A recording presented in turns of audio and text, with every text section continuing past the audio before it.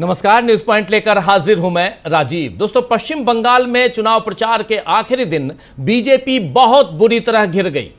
उसकी नारी शक्ति वाला दांव एकदम बिखरता हुआ दिखा और दूसरी तरफ हिंसक और सांप्रदायिक राजनीति का पैंतरा साफ नजर आया। दरअसल आज टीएमसी की महिला और अनुसूचित जाति से आने वाली सांसद मिताली बाग की कार पर हमला हुआ है।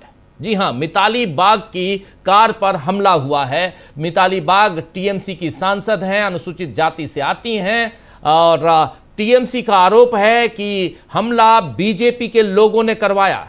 एक पोस्ट में टीएमसी ने लिखा भी कि अमित शाह ने कहा था कि टीएमसी के लोगों को उल्टा लटका देंगे और अब ये हमला हुआ है। इस तरह टीएमसी ने सीधे सीधे सारा इल्जाम अमित शाह के मत्थे मढ़ दिया है। टीएमसी यहां लिख रही है, जरा टीएमसी का इस ट्वीट को ले आइए। आज भाजपा के गुंडों ने कायरता का एक घिनौना प्रदर्शन करते हुए हमारी सांसद और अनुसूचित जाति समुदाय की प्रतिनिधि श्रीमती मिताली बाग पर बेरहमी से हमला किया। उनकी कार में तोड़फोड़ की गई और विंडशील्ड तोड़ दी गई, जिससे कांच के टुकड़ों से उन्हें गंभीर चोटें आईं।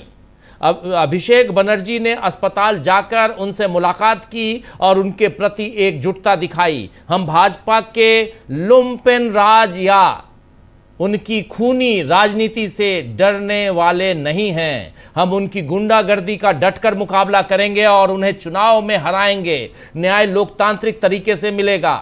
ये बात यहां लिखी गई है। टीएमसी की तरफ से तस्वीर आप देख रहे हैं, मिताली बाग की तस्वीर, इनके ऊपर हमला, इनकी कार के ऊपर हमला। वहीं सांसद सागरिका घोष ने सवाल उठाया है कि क्या यही बीजेपी की नारी शक्ति के सम्मान की हकीकत है। आइए जरा सागरिका घोष को सुनिए। It's extremely unfortunate that goons belonging to the Bharatiya Janata Party have attacked the car of All India Trinamool Congress Member of Parliament Mitali Bagh. She was alone in the car. She was traveling in her car, and goons of the Bharatiya Janata Party attacked her car and have broken her car. Is this the so-called Nari Shakti of the BJP? Is this the Nari Shakti that Prime Minister Narendra Modi is constantly talking about? Actually, the BJP does not believe in Nari Shakti. The BJP only believes in Nara Shakti, slogans, Nakli Nari Shakti, fake Nari Shakti, because the goons of the Bharatiya Janata Party have attacked the car of a lone woman traveling alone in her car. They've attacked that. That shows that their Nari Shakti slogan is hollow and meaningless.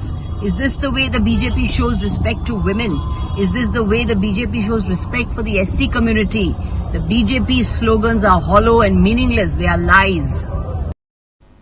तो सुन रहे थे आप यहां पर Sagarika Ghosh, TMC की प्रवक्ता और सांसद, अपनी बात रख रही हैं। आपको बता दूं कि मिताली बाग पर यह हमला उस वक्त हुआ जब वो आराम बाग में अभिषेक बनर्जी के रोड शो में शामिल होने जा रही थीं। हमले में कार के शीशे टूट गए। सांसद और उनके ड्राइवर को चोट आई है। दोनों को आराम बाग मेडिकल कॉलेज अस्पताल में भर्ती कराया गया है। हमले के बाद कैमरे के सामने मिताली बाग फूट फूट कर रो पड़ी। उन्होंने कहा कि मेरी गाड़ी की हालत देखिए, उन लोगों ने बड़े बड़े पत्थर फेंके, मैं किसी तरह जान बचाकर निकली हूं। मिताली बाग का यह कहना है। हालांकि ऐसा ही हमला गोघाट में भाजपा प्रत्याशी प्रशांत दिगार की गाड़ी पर भी किए जाने का आरोप लगा है। उनकी कार के शीशे तोड़ दिए गए हैं। भाजपा ने इस हमले के लिए तृणमूल कांग्रेस समर्थकों को जिम्मेदार ठहराया है और इससे पहले परसों एक कांग्रेस कार्यकर्ता की हत्या भी हो गई। इन हालात में सवाल ये उठ रहे हैं कि चुनाव आयोग के दावों का आखिर क्या हुआ, जो कह रहा था कि यहां शांतिपूर्ण चुनाव करवा रहे हैं हम। आपको बता दूं कि मुख्य चुनाव आयुक्त ज्ञानेश कुमार ने स्पष्ट किया था, साफ साफ कहा था कि इस बार चुनाव में न छप्पा, जी हां, यानी फर्जी वोटिंग, न छप्पा यानी फर्जी वोटिंग होगी और न ही बूथ जैमिंग यानी बूथ पर कब्जा होने दिया जाएगा। न ही बूथ पर कब्जा होने दिया जाएगा, न ही छप्पा करने दिया जाएगा। यानी चुनाव आयोग का यहां कहना है कि निष्पक्ष चुनाव ही लोकतंत्र की असली पहचान है और 2021 जैसी घटनाओं की पुनरावृत्ति किसी भी हाल में नहीं होने दी जाएगी। इस बार चुनाव आयोग की रणनीति पूरी तरह बदल गई है। अब फोकस घटना होने के बाद कार्रवाई करने पर नहीं, बल्कि पहले से रोकथाम करने पर है और इसके लिए सुरक्षा बलों की पहले से तैनाती, संवेदनशील इलाकों की पहचान और अधिकारियों की जिम्मेदारी तय कर दी गई है। आयोग ने साफ साफ कहा था, संदेश दिया था कि चुनावी प्रक्रिया में डर, हिंसा और दबाव के लिए कोई जगह नहीं होगी। आपको यह भी याद दिला दूं दोस्तों कि चुनाव की घोषणा होते ही पश्चिम बंगाल में बड़े पैमाने पर प्रशासनिक फेरबदल किए गए थे, लेकिन इसकी कवायद का क्या मतलब अगर सांसद या प्रत्याशी या किसी कार्यकर्ता पर हमले की घटनाएं रुके ही नहीं।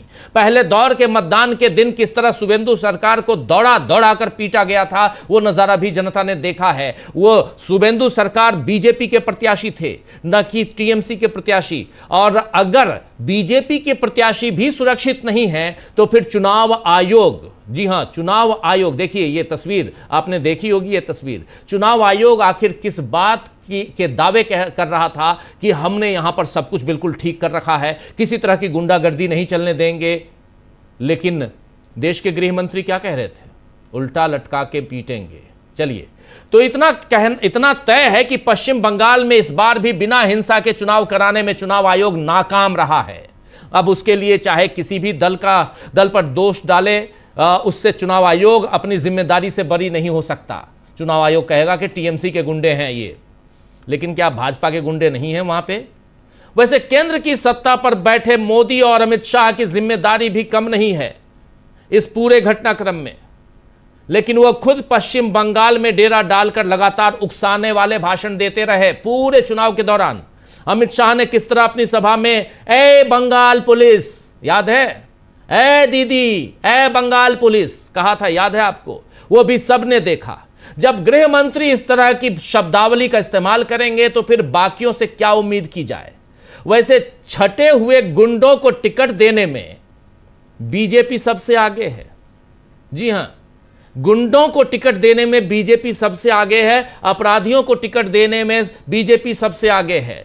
यह बात आंकड़ों से जाहिर होती है। और आइए जरा उस आंकड़े को दिखाते हैं, उस ग्राफ को जरा ले आइए जिसमें आपराधिक छवि की बात हो रही है। जरा उस ग्राफ को स्क्रीन पर लेके आएंगे जिसमें अलग अलग पार्टियों के कितने आपराधिक उम्मीदवार हैं, जरा उसको सामने लेके आइए और उसमें देखते हैं कि आपराधिक उम्मीदवारों के बारे में इस ग्राफ में, जो ग्राफ अभी लेकर जरा आ जाइए स्क्रीन पे, बताया गया है। और दूसरे दौर में, जबकि दूसरे दौर में आप जानते हैं कि 142 सीटों पर मतदान होना है और इन 142 सीटों पर 1445 यानी 1445 उम्मीदवार हैं इस 142 सीटों पे, और उनमें से बीजेपी के 101 आपराधिक और 92, इन्हीं 101 में से 92 गंभीर आपराधिक मामलों वाले उम्मीदवार हैं। और सबसे ज्यादा आपराधिक और गंभीर आपराधिक वाले उम्मीदवार बीजेपी से ही हैं। तो फिर यहां पर गुंडों को मार डालेंगे, गुंडों को उल्टा लटका देंगे, कहने की बात क्या थी? ये देखिए जरा, ये बहुत पश्चिम बंगाल विधानसभा चुनाव 2026 आपराधिक रिकॉर्ड वाले उम्मीदवार। और यहां पर देखिए, आप थोड़ा इसको और एक्सपोज कीजिए तो थोड़ा और क्लियर होगा। कुल सीटें 294, कुल सीटें 294। दूसरे चरण में सीटों पर मतदान 142, चुनाव की तिथि 29 अप्रैल, कुल उम्मीदवार 1448। लेकिन उम्मीदवारों का विश्लेषण, यहां पर जिन उम्मीदवारों का विश्लेषण किया गया है वो 1445 हैं, और उम्मीदवारों के विश्लेषण जो 1445 में घोषित आपराधिक मामलों वाले उम्मीदवार 338 हैं, जिसमें 23.39%, जिनमें से 338 में से 295 जो हैं उम्मीदवार आपराधिक मामलों, गंभीर आपराधिक मामलों वाले हैं। इसमें नीचे का ग्राफ देखिए आप, बीजेपी नंबर 1 पर 141 सीटों पर बीजेपी लड़ रही है और 102 आपराधिक मामले, और उनमें से गंभीर आपराधिक मामले वाले 92 हैं। इसके बाद नंबर 2 पे देखिए कौन आता है। नंबर 2 पे यहां आता है सीपीआईएम आती है, सीपीआईएम मार्क्सवादी कम्युनिस्ट पार्टी। 100 सीटों पर मार्क्सवादी कम्युनिस्ट पार्टी इन 142 सीटों में से 100 सीटों पे लड़ रही है, और उनमें 51 आपराधिक मामले, 51 आपराधिक मामले और 42 उसमें गंभीर आपराधिक मामले। तीसरे नंबर पर यहां आती है तृणमूल कांग्रेस, जो 142 की 142 सीटों पे लड़ रही है। 49 सीट्स पे 49 सीट्स नहीं, 49 यहां पर आपराधिक मामले वाले उम्मीदवार हैं, और उन्हीं 49 में से 42 ऐसे हैं जो गंभीर आपराधिक मामले वाले उम्मीदवार हैं। और इसमें 4th नंबर पर, चौथे नंबर पर कांग्रेस पार्टी आती जाती है, जो 142 के 142 सीटों पे लड़ रही है, पूरी 142 सीटों पे लड़ रही है सेकेंड फेज के, जिनमें 37 उम्मीदवार आपराधिक छवि वाले हैं और उनमें से इन 37 में से 30 के ऊपर गंभीर आपराधिक आरोप हैं, गंभीर आपराधिक मामले दर्ज हैं। ये हैं। उधर निर्दलीय और बाकी सबकी बात मैं यहां छोड़ता हूं, लेकिन यहां पर 4 दल जो प्रमुख रूप से हैं उनकी बात, और उसमें कांग्रेस पार्टी चौथे नंबर पर और बीजेपी नंबर 1 पे, यहां सीपीआईएम नंबर 2 पे और कांग्रेस टीएमसी तृणमूल कांग्रेस जो है वो नंबर 3 पर। तो जो अपराध की बात करने वाली पार्टी, जो अपराधियों को मारकर भगाने वाली पार्टी, उल्टा लटका कर पीट डालेंगे वो कहने वाली पार्टी, और उसकी आपराधिक छवि आप देख लीजिए, उससे आपको समझ में आ जाएगा कि आखिर बीजेपी के दावे कितने झूठे हैं, फॉल्स हैं, बीजेपी खुद को क्या कह रही है, यहां बहुत महत्वपूर्ण हो जाता है। तो यहां पर ये जब गुंडों बदमाशों को टिकट मिलेगी और ऊपर से नफरती भाषण दिए जाएंगे, तो फिर शांति से मतदान की अपेक्षा करना आकाश से तारे तोड़ने जैसा असंभव काम है। अगर आपको कोई कह दे कि आकाश से तारे तोड़ के ले आओ, तो आप नहीं ला पाएंगे। और वैसा ही ये है कि अगर आप गुंडों को टिकट देंगे और उसके बाद फिर आप ये भी कहेंगे प्रधानमंत्री, गृह मंत्री अगर उकसाऊ भाषण देंगे, अगर यहां पर अगर यहां नफरती भाषण देंगे, यहां गुंडों, मवालियों, फिर जो बाहर के लोग हैं उनके बारे में ये तमाम बातें कहेंगे, घुसपैठियों की बात करेंगे। ये शब्द याद नहीं आ रहा था, अभी याद आ गया, घुसपैठियों। ये घुसपैठियों का चक्कर क्या है, आपको याद होगा कि ये जब चुनाव हुए थे झारखंड में, और झारखंड में घुसपैठियों का बड़ा जिक्र आया था, और झारखंड के बाद फिर बिहार में घुसपैठियों का जिक्र खूब आया, एसआईआर करवाया गया। अब वही घुसपैठिए यहां पर उसका जिक्र आ रहा है, यानी पश्चिम बंगाल में आ रहा है, तो घुसपैठियों का जिक्र करेंगे, नफरती भाषण देंगे, तो फिर आगे उसके बाद सबसे ज्यादा गुंडों को टिकट भी देंगे। बीजेपी केवल गुंडों को ही टिकट नहीं दे रही है, बल्कि उसने हिंदू मुसलमानों का खेल भी खूब खेला है इस चुनाव में, और उसका उदाहरण आपके सामने रखना चाहता हूं। आज ही योगी आदित्यनाथ का एक भाषण सामने आया है जिसमें वो टीएमसी के गुंडों को 4 मई के बाद पंक्चर बनाते हुए देखने की बात कह रहे हैं। आइए पहले उनके इस भाषण के छोटे से हिस्से को सुन लीजिए और ये पंक्चर बनाने के पीछे की राजनीति जरा समझाता हूं, लेकिन पहले सुनिए इनको। मैं देख रहा था बड़ा बाजार में, मैं गया था कोलकाता में, टीएमसी के गुंडों ने गुरुदेव रविंद्रनाथ ठाकुर की विरासत की हवेली पे कब्जा करके वहां टीएमसी के झंडे लगा दिए। माननीय न्यायालय के आदेश से वो फिर हटाए गए। टीएमसी के गुंडे जगह जगह कब्जा करते हैं, लेकिन 23 अप्रैल को पहले चरण के मतदान के रुझान के बाद अब उनमें भय पैदा हुआ है। अब वे अपना ठिकाना ढूंढ रहे हैं। 4 मई को जब परिणाम आएगा, टीएमसी के गुंडे कहीं न कहीं आपकी सड़कों पर पंचर बनाते हुए दिखाई देंगे, और इसीलिए मैं आज आया हूं आपसे कहने के लिए, इसीलिए मैं आपको कहने के लिए आया हूं, डबल इंजन की बीजेपी की सरकार का मतलब सुशासन। आपको शासन की योजना का मिलने वाली लाभ की गारंटी। सुना आपने, पंचर बनाते हुए दिखाई देंगे। आपको बता दूं कि पंचर बनाने जैसे काम को अक्सर मुस्लिम तबके से जोड़कर देखने की आदत बीजेपी ने बना ली है। जी हां, पंचर बनाने के काम को अक्सर, और इस भाषण में भले खुल के ना बोले हों, लेकिन ये कई जगह ऐसी बातें कही गई हैं, अक्सर मुस्लिम तबके से जोड़कर देखने की आदत बीजेपी ने बना ली है, और यह बयान उसी सोच से निकला हुआ दिख रहा है। योगी आदित्यनाथ ने यह आरोप भी लगाया है कि बांग्लादेश में, इसी भाषण में, हिंदुओं के कत्लेआम पर टीएमसी के होठ सिल जाते हैं। हिंदुओं के पक्ष में सहानुभूति का एक शब्द नहीं निकलता है। हिंदू, मुसलमान, पंचर, ये सारी बातें करके आखिर किस दिशा में आप जा रहे हैं? हिंदू मुसलमान करके आप, ये देश हिंदुओं का देश है? ये क्या ये देश सिर्फ हिंदुओं का है? हमारे संविधान में क्या लिखा हुआ है कि ये देश सिर्फ भारत मतलब हिंदुओं का देश? नहीं। खैर, तो आज चर्चा करेंगे कि किस तरह पश्चिम बंगाल में चुनावों में अपने वादे पर पूरा नहीं उतरा चुनाव आयोग, और क्या बीजेपी की हिंसक राजनीति को स्वीकार करेगी पश्चिम बंगाल की जनता। टीएमसी के दांव से सवालों में कैसे चुनाव आयोग है और उसके साथ साथ बीजेपी नेताओं ने कैसे छोड़ा मैदान, इन सब का जिक्र और इन सब सवालों का जवाब ढूंढने की कोशिश इस चर्चा में। चलिए, हमारे साथ कुछ वरिष्ठ साथी जुड़े हुए हैं, उनसे पहले आपका परिचय करवाता हूं और फिर आगे बढ़ते हैं। जरा स्क्रीन पर हमारे तमाम साथियों को ले आइए, चर्चा को आगे बढ़ाते हैं। 3 वरिष्ठ साथी हमारे साथ जुड़े हुए हैं। प्रोफेसर अखिल स्वामी जी हैं, सुनील शुक्ला जी हैं और अमलेंदु उपाध्याय जी हैं। आप तीनों का स्वागत है, इस्तकबाल है। स्वागत इस्तकबाल। आप तमाम दोस्त साथी शुभचिंतक आप सबका जो अब तक जुड़ चुके हैं, उनका भी जो जुड़ने वाले हैं उनका भी स्वागत करता हूं इस कार्यक्रम में। सीधे प्रोफेसर अखिल स्वामी जी आपके पास, इन भाषणों को और आप आंकड़े आपने देख लिए, सबसे ज्यादा आपराधिक छवि वाले गुंडों को टिकट देने वाली पार्टी जो है उसको भी आपने देख लिया, समझ लिया। प्रशांत टंडन जी भी हमारे साथ जुड़ गए हैं। प्रशांत जी, आपका स्वागत करता हूं इस कार्यक्रम में। और सीधा आना चाहता हूं स्वामी जी, चुनाव और चुनाव में चुनाव आयोग कहां खड़ा दिखाई देता है? अभी परसों चुनाव है और आज प्रचार थम चुका है। जी, जो आपने आंकड़े दिए जिसके अनुसार जो भारतीय जनता पार्टी के कैंडिडेट्स हैं सबसे ज्यादा क्रिमिनल रिकॉर्ड के कैंडिडेट्स हैं, देखिए ये स्वाभाविक है, क्योंकि अगर आप किसी भी बड़े पुलिस ऑफिसर से बात करेंगे या किसी भी न्यायाधीश से बात करेंगे तो पुलिस वाले ये कहते हैं, मान लीजिए पुलिस वालों से ऐसा डिमांड किया जाए कि भाई इस केस के तहत आप मुकदमा दर्ज कर लीजिए, वो कहेंगे साहब मेरे को कोर्ट्स की चिंता है, मुझे कोर्ट से बहुत फटकार लग चुकी हैं, मैं कोई ऐसा केस दर्ज नहीं करूंगा या ऐसा कोई दंड नहीं दूंगा जिसकी वजह से मैं परेशानी में पड़ जाऊं। जैसे इसको कहते हैं थर्ड पॉइंट टॉर्चर, क्योंकि अगर आप जो गैर कानूनी तरीका है उससे किसी भी अभियुक्त को, जो अभियुक्त है जिस पे अभी आरोप सिद्ध नहीं हुए हैं, उसको कोई दंड देते हैं तो ये एक गलत कार्रवाई है किसी पुलिस ऑफिसर की। अच्छा, न्यायालय भी इस मामले में, क्योंकि वो धाराओं के तहत काम करता है, वो न्याय संहिता की तरह काम करता है, वो कानून की धाराओं के तहत काम करता है।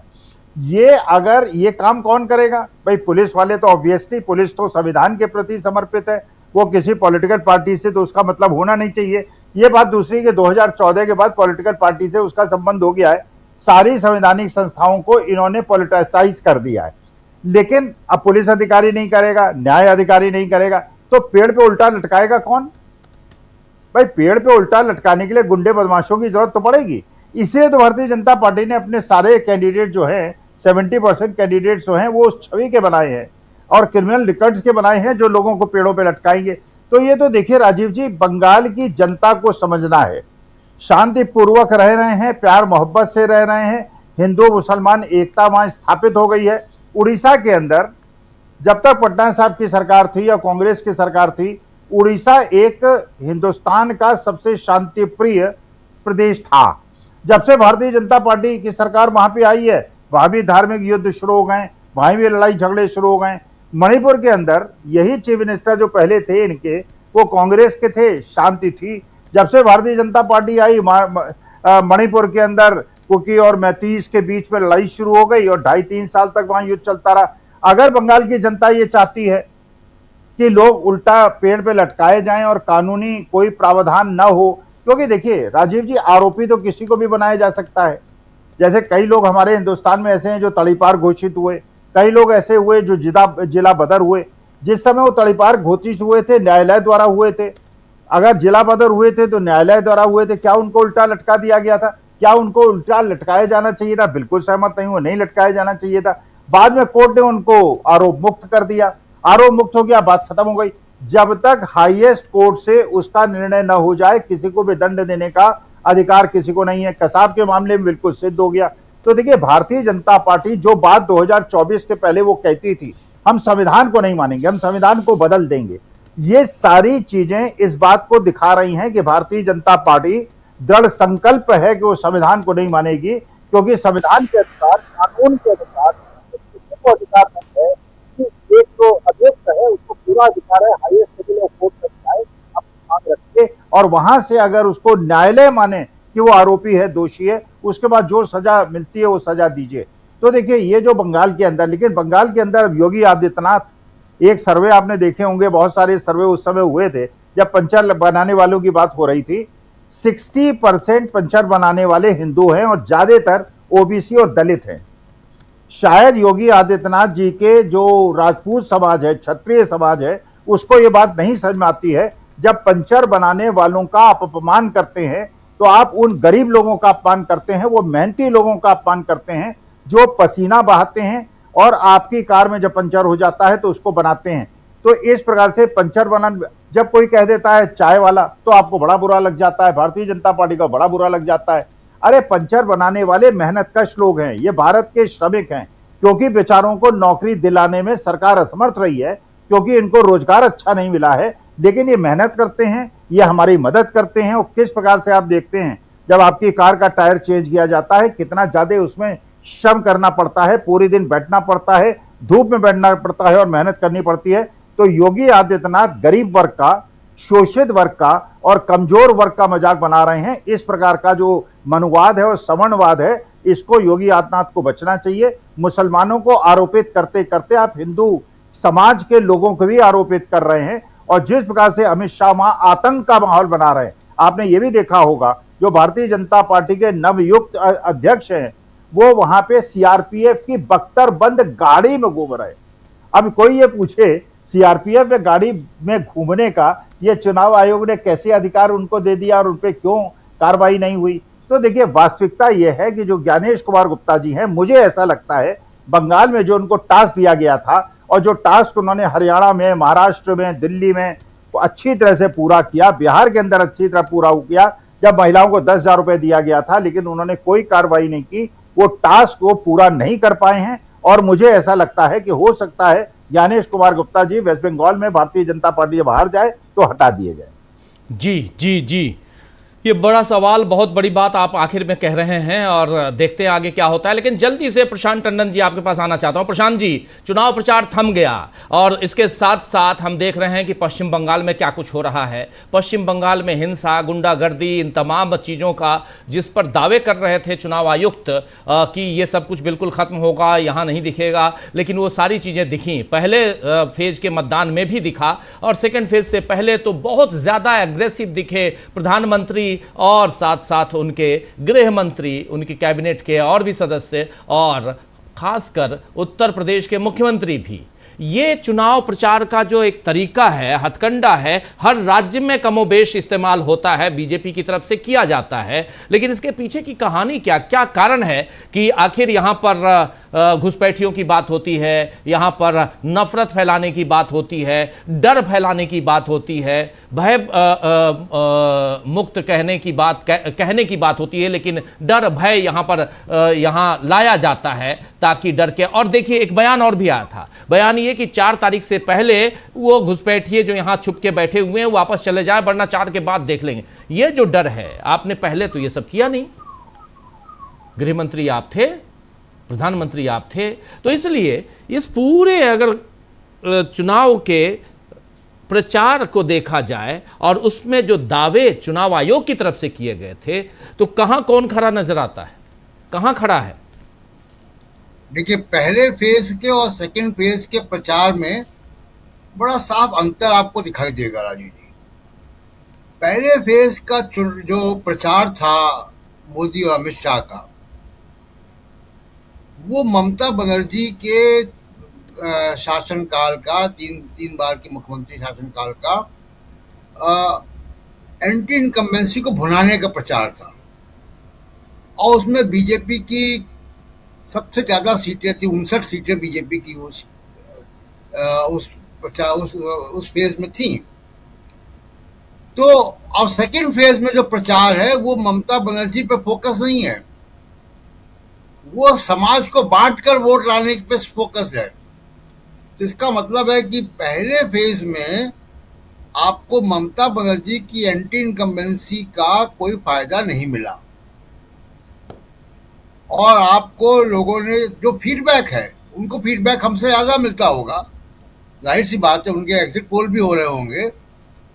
तो उनके फीडबैक के हिसाब से उन्होंने अगर टोन को बहुत सांप्रदायिक किया है, इसका बहुत साफ मतलब है कि जो बचा हुआ 70% यूनिवर्स है उनका, बंगाल में 29% मुस्लिम मतदाता हैं, तो जो बचा हुआ 70% उसमें मैक्सिमम लेना चाहते हैं। अब ये कितना कामयाब होगा ये हम देखेंगे 4 तारीख को। लेकिन एक जो इंडिकेशन है, अभी आपने चर्चा की कि बीजेपी के 141 उम्मीदवारों में 92 उम्मीदवार बहुत गंभीर अपराधों वाले हैं। चलिए मान लिया कि विरोधी पक्ष की सरकार है वहां पे ममता बनर्जी की, तो बीजेपी के नेताओं पे वहां की पुलिस ने मुकदमे कर दिए होंगे, होता है, संभव है। लेकिन इसका एक दूसरा मतलब यह है राजीव जी कि बीजेपी अगर वहां पे सत्ताधारी पार्टी के तौर पे देखी जा रही है, तो बीजेपी के पास साफ छवि वाले कैंडिडेट क्यों नहीं आ रहे हैं? आप देखिए, जब ममता बनर्जी सत्ता की तरफ जा रही थी और वामपंथी सरकार के खिलाफ लड़ रही थी, तो बीजेपी में कौन कौन लोग आ रहे थे? रिटायर्ड आईएएस आ रहे थे, प्रोफेसर्स आ रहे थे, फिल्म एक्टर्स बड़े पैमाने पर आ रहे थे। महुआ मोइत्रा जो अमेरिका में जॉब करती थी, इंटरनेशनल बैंक में वाइस प्रेसिडेंट थी, वो वहाँ पे आ रही थी। तमाम लोग जो उसी दौर के सयोनी घोष और तमाम लोग हैं जो बीजेपी, जो तृणमूल कांग्रेस के बड़े नेता हैं। आईएएस ऑफिसर्स आ रहे थे, ब्यूरोक्रेट्स आ रहे थे। बीजेपी के साथ ये क्यों नहीं हो रहा है? आप याद कीजिए, तेलंगाना में हम लोग थे। तेलंगाना में जब सरकार कांग्रेस की आने वाली थी, तो बड़े पैमाने पर टीआरएस से, या बीआरएस जो अब हो गई, बीआरएस से बड़े पैमाने पर नेता स्विच होकर दर बदल करके कांग्रेस में आ रहे थे। हवा का रुख सबसे ज्यादा जो मौसम वैज्ञानिक होता है वो लोकल नेता होता है। इस चुनाव में बता दीजिए कि कहां पे कौन बड़ा नेता ज्वाइन किया बीजेपी को? किसी भी बड़े नेता ने बीजेपी को ज्वाइन नहीं किया। एक अपवाद शायद कोलकाता उत्तर सीट के तपस रॉय जो गए, और वो व्यक्तिगत कारणों से तृणमूल कांग्रेस से गए। लेकिन उसके अलावा एक भी बड़ा नेता तृणमूल कांग्रेस में शामिल नहीं हुआ चुनाव के पहले। तो क्या बीजेपी ने कोशिश नहीं की होगी? ये तो वॉशिंग मशीन लेके चलते हैं। अभी आप देखिए, आम आदमी पार्टी को उन्होंने साफ कर दिया राज्यसभा में। तो ये वॉशिंग मशीन वहां क्यों नहीं चल पाई? क्यों तृणमूल कांग्रेस से, या तृणमूल कांग्रेस से ना सही, क्या कुछ बड़े लोग, रिटायर्ड सिविल सर्वेंट्स, प्रोफेसर, कोई और संभ्रांत लोग बीजेपी में नहीं ज्वाइन कर पाए? इसलिए अपराधियों की लिस्ट दिख रही है। तो बीजेपी वो उस हथकंडे पर जा रही कि ठीक है, हम अपराधी बैकग्राउंड को टिकट देंगे, दबंग लोगों को। लेकिन उसका दूसरा संकेत ये है कि समाज का प्रबुद्ध वर्ग बंगाल का, वो बीजेपी को सत्ताधारी पार्टी के तौर पर नहीं देख रहा है, जैसे तेलंगाना में कांग्रेस को देख रहा था, या जब ममता बनर्जी सत्ता की तरफ आ रही थी देख रहा था। और वो तमाम बड़े बड़े लोग, रिटायर्ड जजेस और तमाम लोग जा रहे थे। अब क्यों नहीं गए?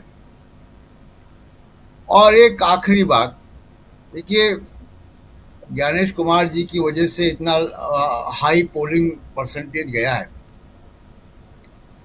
73 ट्रेन बीजेपी के लोगों ने बुक की हैं। 73 ट्रेन से गुजरात से, हरियाणा से, कहां से लोग गए हैं। और ये 29 लाख लोग गए हैं बंगाल में, जो अलग अलग जगह में काम करते हैं। ये जो 29 लाख लोग गए हैं, ये वोट देने क्यों गए हैं? पहले तो नहीं गए थे। मैं तो फिगर आपको बता दूं कि आप देखिए कि मुर्शिदाबाद में पिछले लोकसभा इलेक्शन में, यही 2024 के लोकसभा इलेक्शन में जो है, वो टोटल जो ओवरऑल टर्नआउट था 78% था। और इस बार जो है 93% हुआ है, 94, लगभग 94% हुआ है। 94%। ऐसी मालदा में 76% था और विधानसभा में 94% हुआ है। तो ये जो इतनी बढ़ोतरी हो रही है, ये बढ़ोतरी कारण क्या है? ये लोग क्यों किसको वोट दिया होगा उन्होंने? ये लोग वोट देने क्यों गए हैं? वोट देने इसीलिए गए कि अगर वोट देने नहीं जाएंगे तो इनको बांग्लादेशी बना दिया जाएगा, इनके नाम कट जाएंगे राशन कार्ड से, इस गुस्से में इलेक्शन कमीशन से गुस्से में लोग इतना वोट देने गए हैं वहां पे, और यही ट्रेंड हम सेकेंड फेज में भी देखेंगे, जिसका प्रचार अब बंद हो गया। और एक योगी आदित्यनाथ पे, आप योगी आदित्यनाथ के भाषणों को और सयोनी घोष के भाषणों की तुलना कीजिए। बंगाल जिसने विवेकानंद, रविन्द्रनाथ टैगोर, मेघनाथ साहा, तमाम इंटेलेक्चुअल्स दिए, बंगाल की संस्कृति को हम जानते हैं। कौन बंगाल की संस्कृति के ज्यादा करीब आपको दिखाई दे रहा है? हमारे दर्शक ही बताते हैं। क्या बंगाल की संस्कृति, हम उत्तर भारत के लोग बंगाल की संस्कृति का आमना सामना हम करते हैं जब दुर्गा पूजा होती है। दुर्गा पूजा के पंडाल में हम सब जाते हैं, तो दुर्गा पूजा का पंडाल क्या होता है? एक तरफ दुर्गा पूजा की पूजा हो रही होती है और दूसरी तरफ जो है एक मंच होता है जहाँ नाटक, लोकगीत, फिल्में, ये सब चल रहा होता है। बंगाल की ये संस्कृति है। क्या योगी आदित्यनाथ बंगाल की उस संस्कृति को एड्रेस कर पा रहे हैं? क्या बंगाल की संस्कृति ऐसी है? ये बंगाल के लोगों को तय करना है।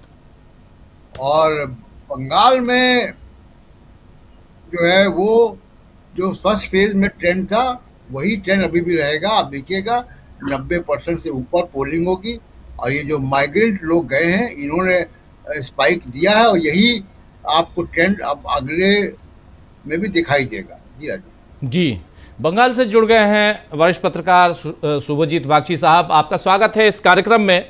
और सीधे आपके पास आता हूं पहले, और चूंकि बंगाल की बात कर रहे हैं, आपसे बेहतर और कौन बताएगा कि चल क्या रहा है वहां पे। और आज चुनाव प्रचार खत्म हो गया है। प्रधानमंत्री नरेंद्र मोदी, अमित शाह, तमाम उनके कुनबे के दूसरे मंत्री और कई राज्यों के मुख्यमंत्री, सबके भाषण पूरा देश सुन रहा है चैनलों के ज़रिए। और लेकिन ज़रा आपसे समझना चाहता हूँ, टीएमसी, ममता बनर्जी का भाषण, बाकियों के भी देख रहे हैं हम। ममता बनर्जी की कुछ तस्वीरें काफ़ी वायरल हो रही हैं जिसमें सब्ज़ी वाले के पास जा रही हैं, ये सब भी। और नरेंद्र मोदी की एक तस्वीर फर्स्ट फेज़ से पहले काफ़ी वायरल हुई थी जिसमें वो झालमुड़ी खाते हुए दिखाई दिए थे। क्या झालमुड़ी की कहानी और इधर सब्जी की कहानी, इन सब के बीच ममता बनर्जी चूँकि 3 बार से मुख्यमंत्री हैं, मैं यही सवाल आपसे करना चाहता हूँ, 3 बार से मुख्यमंत्री हैं, ममता बनर्जी के लिए ये चुनाव कितना मुश्किल है और कितना आसान है, अगर सीधे विश्लेषण करना हो? बागची साहब, कैसे देखते हैं आप इसको? ये मुश्किल तो ऑफ कोर्स है, कि इसलिए है कि देखिए 15 साल से अगर कोई चीफ मिनिस्टर है तो एक तो जैसे हम कहते हैं एंटी इनकम्बेंसी, वो तो है। I mean there are many issues in the state जो कि जिसको लेके लोग परेशान हैं। यहाँ पे बहुत सारे मुद्दे हैं, जैसे कि लोग सिर्फ करप्शन का मुद्दा का बात करता है, लेकिन ये एजुकेशन सिस्टम जो है, स्कूल का हालत का जो सिस्टम है, या हेल्थ इंफ्रास्ट्रक्चर का जो सिचुएशन है, मतलब खासकर सिटी एरियाज़ में जो कि जॉब का जो इश्यूज़ है, खासकर मिडिल क्लास और अपर मिडिल क्लास का जॉब्स, ये लोग काफ़ी सारे बाहर जाते भी रहे, पहले भी जाते रहे, लेकिन अब ज़्यादा जाते हैं, शायद डेटा नहीं है हमारे पास। लेकिन ये तो बहुत सारा मुद्दा है, इसमें कोई डाउट नहीं है। और लेकिन अनफॉर्चुनेटली ये सब मुद्दे के आधार पर इलेक्शन नहीं हो रहा है, जो कि टंडन जी बता रहे थे कि ये सब मुद्दे के हालत पे ये एक ऐसा सुनामी खड़ा हो गया SIR के नाम पे, ये जो वोटे स्पेशल इंटेंसिव रिविजन जो हुआ, और ये लगता है कि कोई और मुद्दा है ही नहीं। पहले इलेक्शन जो होता था तब कुछ, इवन लास्ट टाइम तब भी बंगाल में देखिए टेंशन तो होता है, हमेशा थोड़ा बहुत टेंशन होता है, इस बार भी टेंशन है। लेकिन ये हमने कभी नहीं देखा कि सारे जो मुद्दे हैं, 5 या 7 या 10 मुद्दा था, बहुत इंपॉर्टेंट मुद्दा था, करप्शन का एलिगेशंस भी था तृणमूल के खिलाफ, लेकिन ये मुद्दे के बारे में कोई बात ही नहीं कर रहा है। अभी सिर्फ SIR के मुद्दे पे ये पूरा सोसाइटी पोलराइज हो चुका है। हालांकि SIR किसको हेल्प करेगा, कौन सी पार्टी को इससे फायदा मिलेगा ये हम नहीं जानते। इसका कारण भी है कि क्यों एग्जैक्टली बोलना मुश्किल है कि किसका ये किसके एडवांटेज में है, ये बोलना मुश्किल है क्योंकि लोगों को पता, आई मीन पॉलिटिकल पार्टीज को ये पता नहीं है कि जो लोग ड्रॉप्ड हुए हैं, डिलीटेड हुए हैं, वो पिछले इलेक्शन में किसको वोट दिए थे, ये किसी को पता नहीं है। तो जब तक ये पता नहीं होगा तब बोलना मुश्किल है कि किसका फायदा है और किसका नुकसान है। जो कि एक ज़माने में कम्युनिस्ट पार्टी जब पावर में थे, CPIM, तब वो लोग बोल पाते थे क्योंकि वो डोर टू डोर सर्वे करते थे।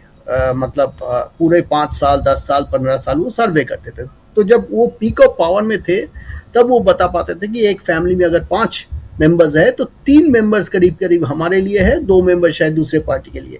लेकिन ये तृणमूल कांग्रेस नहीं बोल पाएगा क्योंकि उनका उतना कैडर बेस्ड पार्टी नहीं है। तो इसीलिए किसका फायदा हो रहा है, किसका नुकसान हो रहा है, लगभग एक अंदाजा आप लगा सकते हैं, लेकिन बूथ वाइज बोलना बहुत डिफिकल्ट है। लेकिन जो द सैडेस्ट पार्ट इज ये बहुत अनफॉर्चुनेट है कि इतना सारा मुद्दा था, अभी भी है, लेकिन एजुकेशन का मुद्दा, जैसे हमने बताया, स्कूल बिल्डिंग्स का मुद्दा, जो मिड डे मील दिया जाता है उसका मुद्दा, बहुत सारा मुद्दा है, लेकिन कोई मुद्दे पे कोई लोग किसी भी हालत पे बात नहीं कर रहे हैं। हमने बहुत सारे, हम एक पॉडकास्ट भी करते हैं ABP डिजिटल के लिए, तो हमने जब हम गेस्ट को इंटरव्यू करते हैं तो हम कोशिश करते हैं कि वो हम SIR से हट के बात करें, लेकिन वो मुद्दा SIR पे चला आता है।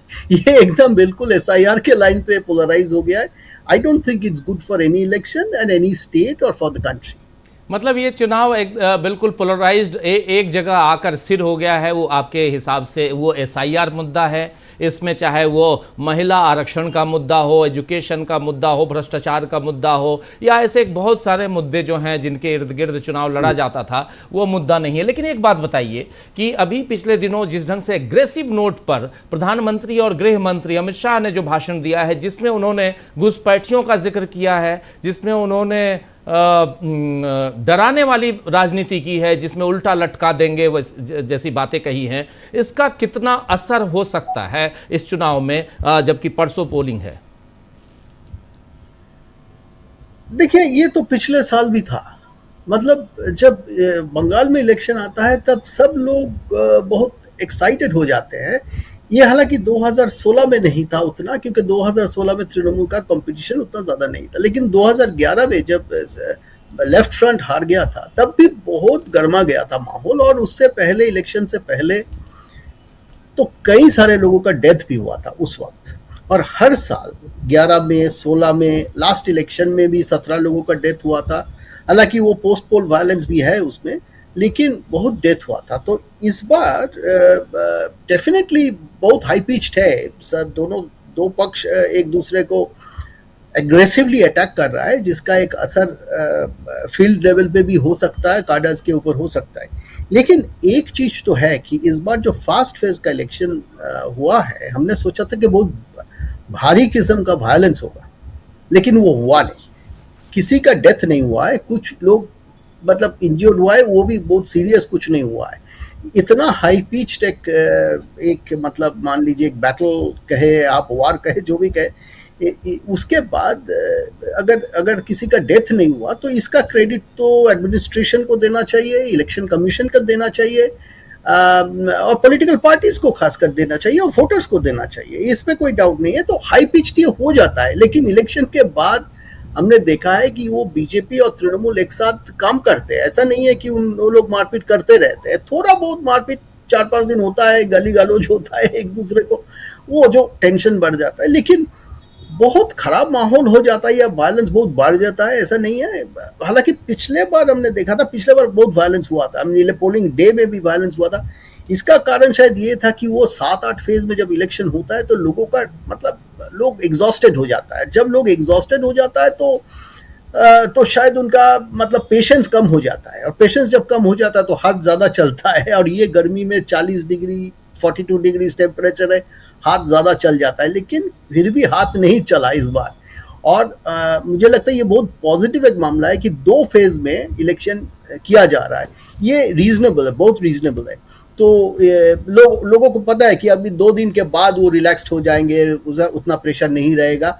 तो ऑल टुगेदर जितना बाहर से दिख रहा है कि बहुत ही एग्रेसिव, बहुत ही एक्रिमोनियस एक एटमॉस्फेयर है, मुझे अभी तक नहीं लग रहा है कि उतना, हाँ टेलीविजन स्टूडियो में तो बहुत एक्रिमोनियस है, मारपीट स्टूडियो में हो रहा है, वो सही है, वो ठीक है, लेकिन बहुत ज़्यादा माहौल, आई मीन एक्साइटमेंट है। जब अगर ये हम कुछ वो रैलीज वगैरह दिख रहे थे तो उसमें कुछ एक्साइटमेंट है, एग्रेशन है, लेकिन अंडर कंट्रोल है, मैं कहूँ उतना खराब भी नहीं है। अगर होता तो बहुत लोगों का डेथ होता, 2 फेज के बीच भी कुछ अटैक्स होता, जैसे जहां पे इलेक्शन हो गया है वहां पे भी अटैक्स होने का एक आशंका था, वो भी नहीं हुआ। तो all together I would say it's not that bad, it is quite exciting but still quite a peaceful election I would say as of now. भी बिल्कुल शांतिपूर्ण इलेक्शन, ये चुनाव जो है अब ऑलमोस्ट शांतिपूर्ण चल रहा है, कहना है शुभजीत बख्शी साहब का। बख्शी साहब आप हमारे साथ बने रहिए, जरा जल्दी से सुनील शुक्ला जी आपके पास आना चाहता हूँ। सुनील जी जरा ये बताइए कि अब चूंकि प्रचार खत्म हो चुका है और यहाँ से अगर फर्स्ट फेज की तरफ देखा जाए और अब ये सेकेंड फेज है, तो क्या कुछ यहाँ पर फर्क आपको दिखाई देता है चुनाव प्रचार के लिहाज से? फर्स्ट फेज का प्रचार, सेकेंड फेज का प्रचार। फर्स्ट फेज में मतदान हो चुका है और अभी देख रहा था मैं 93.19% चुनाव आयोग का आंकड़ा है, 93.19%। वो रोज़ थोड़ा बहुत बढ़ रहा है, तो वो अभी 19 तक गया है, यानी 93.19% तक पोलिंग हुई है वो पश्चिम बंगाल में। क्या आपको भी लगता है, जैसे प्रशांत टंडन जी कह रहे थे कि आंकड़े वही 90 के ऊपर जाएंगे, लेकिन यहाँ अब 142 सीटों के लिए और मारामारी पूरी यहाँ पे है, क्योंकि दोनों पक्ष दावे पहले वाले में कर रहे हैं। फर्स्ट फेज में टीएमसी का दावा भी है 100 से ऊपर, बीजेपी का दावा भी है, और बीजेपी तो एग्जैक्ट आंकड़ा दे रही है 110। तो इसलिए ये 142 सीट और इसमें जो चुनाव प्रचार है वो किस दिशा में, किसकी तरफ?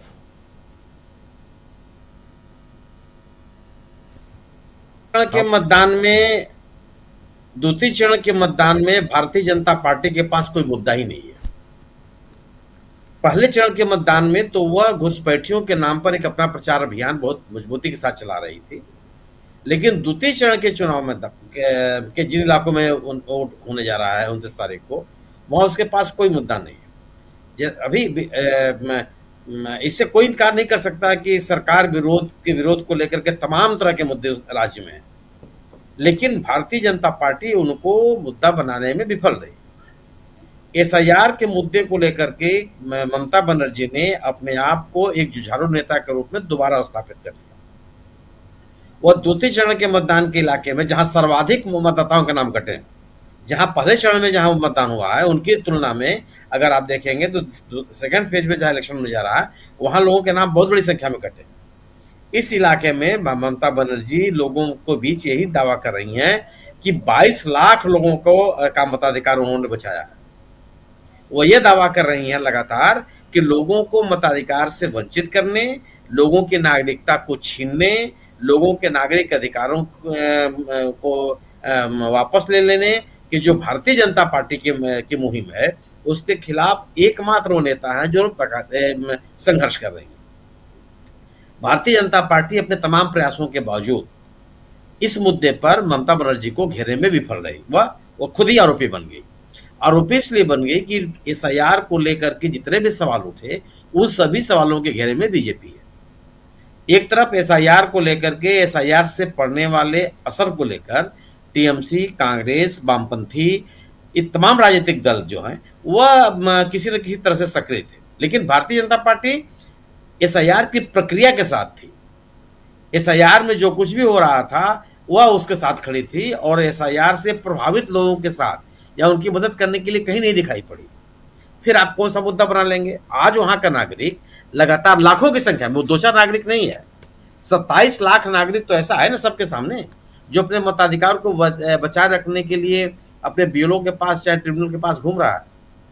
और तंत्र किस तरह का है कि जिन 139 लोगों को पहले चरण के मतदान में मतदान का अधिकार दे दिया ट्रिब्यूनल ने, वह भी अपने मताधिकार का प्रयोग नहीं कर पाए और वहां भी भारतीय जनता पार्टी चुप रही। जिन लोगों को अधिकार मिल गया कि ठीक है आपका नाम सही है और आपको मताधिकार की अनुमति मिलती है, वो मतदान नहीं कर पाए क्योंकि वहां जो पीठासीन अधिकारी और जो निर्वाचन से जुड़े हुए लोगों का यह कहना था कि आप बकायदे मीडिया रिपोर्ट से ही कि हमारे पास कोई इस तरह का आदेश नहीं है और आपका नाम मतदाता सूची में नहीं है। ऐसे लोगों के साथ ही बीजेपी नहीं खड़ी दिखाई पड़ी।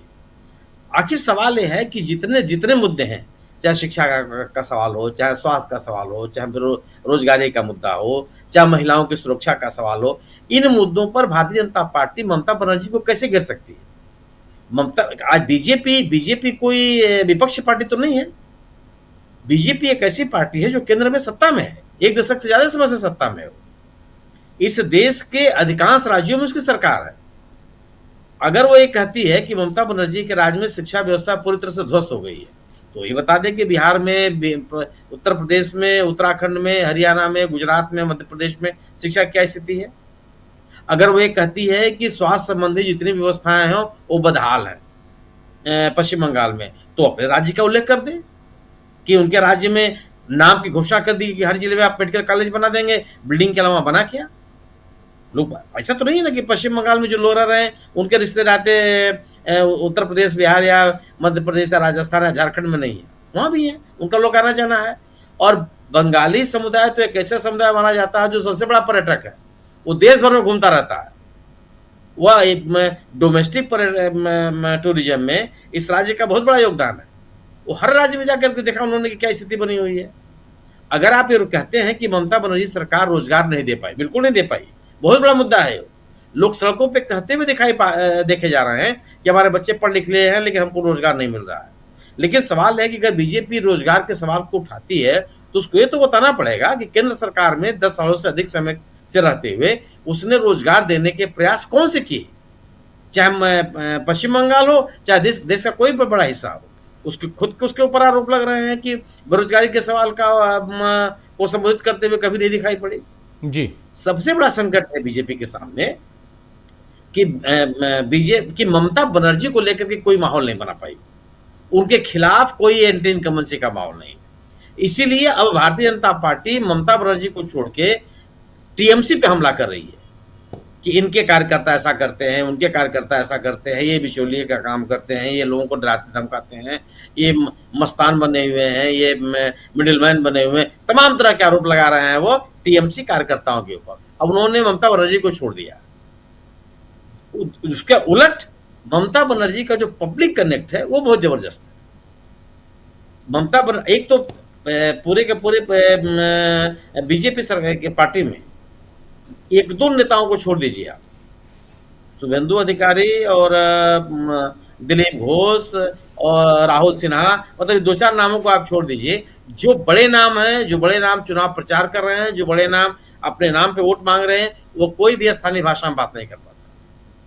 और बंगाल के लोगों के लिए पब्लिक कनेक्ट बहुत महत्वपूर्ण है। लोग सवाल करते हैं ना कि अगर हमारे पास कोई और ये ममता बनर्जी ने 2021 के चुनाव के बाद करके दिखाया। 2021 का जब चुनाव हुआ उस समय बड़े पैमाने पर शिकायतें आई कि जो टीएमसी के कार्यकर्ता हैं वो उनसे स्थानीय लोग बहुत नाराज हैं। जगह जगह जिले जिले क्षेत्र क्षेत्र में उन्होंने बैठकें की जी, और तमाम लोगों के साथ खुद बैठ करके उन्होंने बातचीत किया और एक मैकेनिज्म डेवलप किया कि जिससे स्थानीय लोग भी मुख्यमंत्री तक अपनी बात कर सके। लोगों ने कहा भी, उनके खिलाफ लोग बहुत सारे अपने पार्टी कार्यकर्ताओं के खिलाफ ममता बनर्जी ने कार्रवाई भी किया।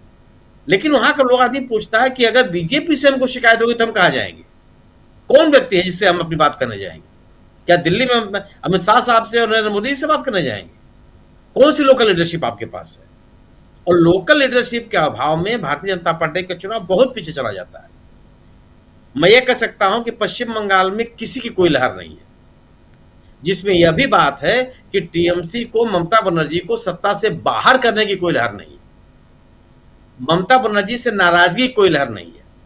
ममता बनर्जी ने एसआईआर के मुद्दे को बड़ी मजबूती के साथ अपने पक्ष में खड़ा कर लिया और जितने भी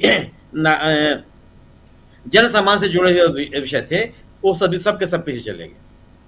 जिन इलाकों में ये जो अभी दूसरे चरण का मतदान होगा उन इलाकों में ममता बनर्जी या टीएमसी कह सकते हैं आप कि लोकप्रियता बहुत है। पिछले चुनाव में सर्वाधिक सफलता यही मिली थी और भारतीय जनता पार्टी इन इलाकों में अपनी कोई जगह नहीं बना पाई।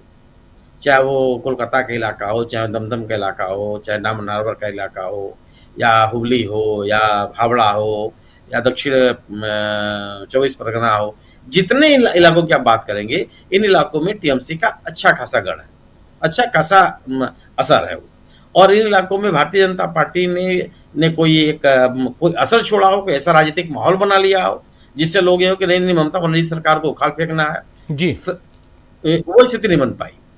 यह जरूर है कि आप ये कह सकते हैं कि ये मैं ये नहीं कह सकता कि जो मताधिकार लोगों का नाम मतदाता सूची से काट करके जो एक राजनीतिक माहौल बनाया गया, जो एक स्थिति बनी है, उसका क्या असर होगा। लेकिन आम तौर पे आम जो बंगाल में ये स्थिति नहीं है कि नहीं किसी भी कीमत पर मैं ममता बनर्जी सरकार को हटाना है। और भारतीय जनता पार्टी की सबसे बड़ी विफलता ही है कि वह मुद्दों के आधार पर ममता बनर्जी सरकार को घेरने में विफल रही। और मेरा अपना मानना यह है कि जब तक आप एक जो काम ममता बनर्जी ने वामपंथी सरकार के खिलाफ किया, ममता बनर्जी ने वामपंथियों के खिलाफ एक भूमि अधिग्रहण के मुद्दे को लेकर के जबरदस्त आंदोलन चलाया, जबरदस्त सड़कों पर वो दिखाई पड़ी, सड़कों पर घसीटा गया, उनको आंदोलन करती हुई दिखाई पड़ी।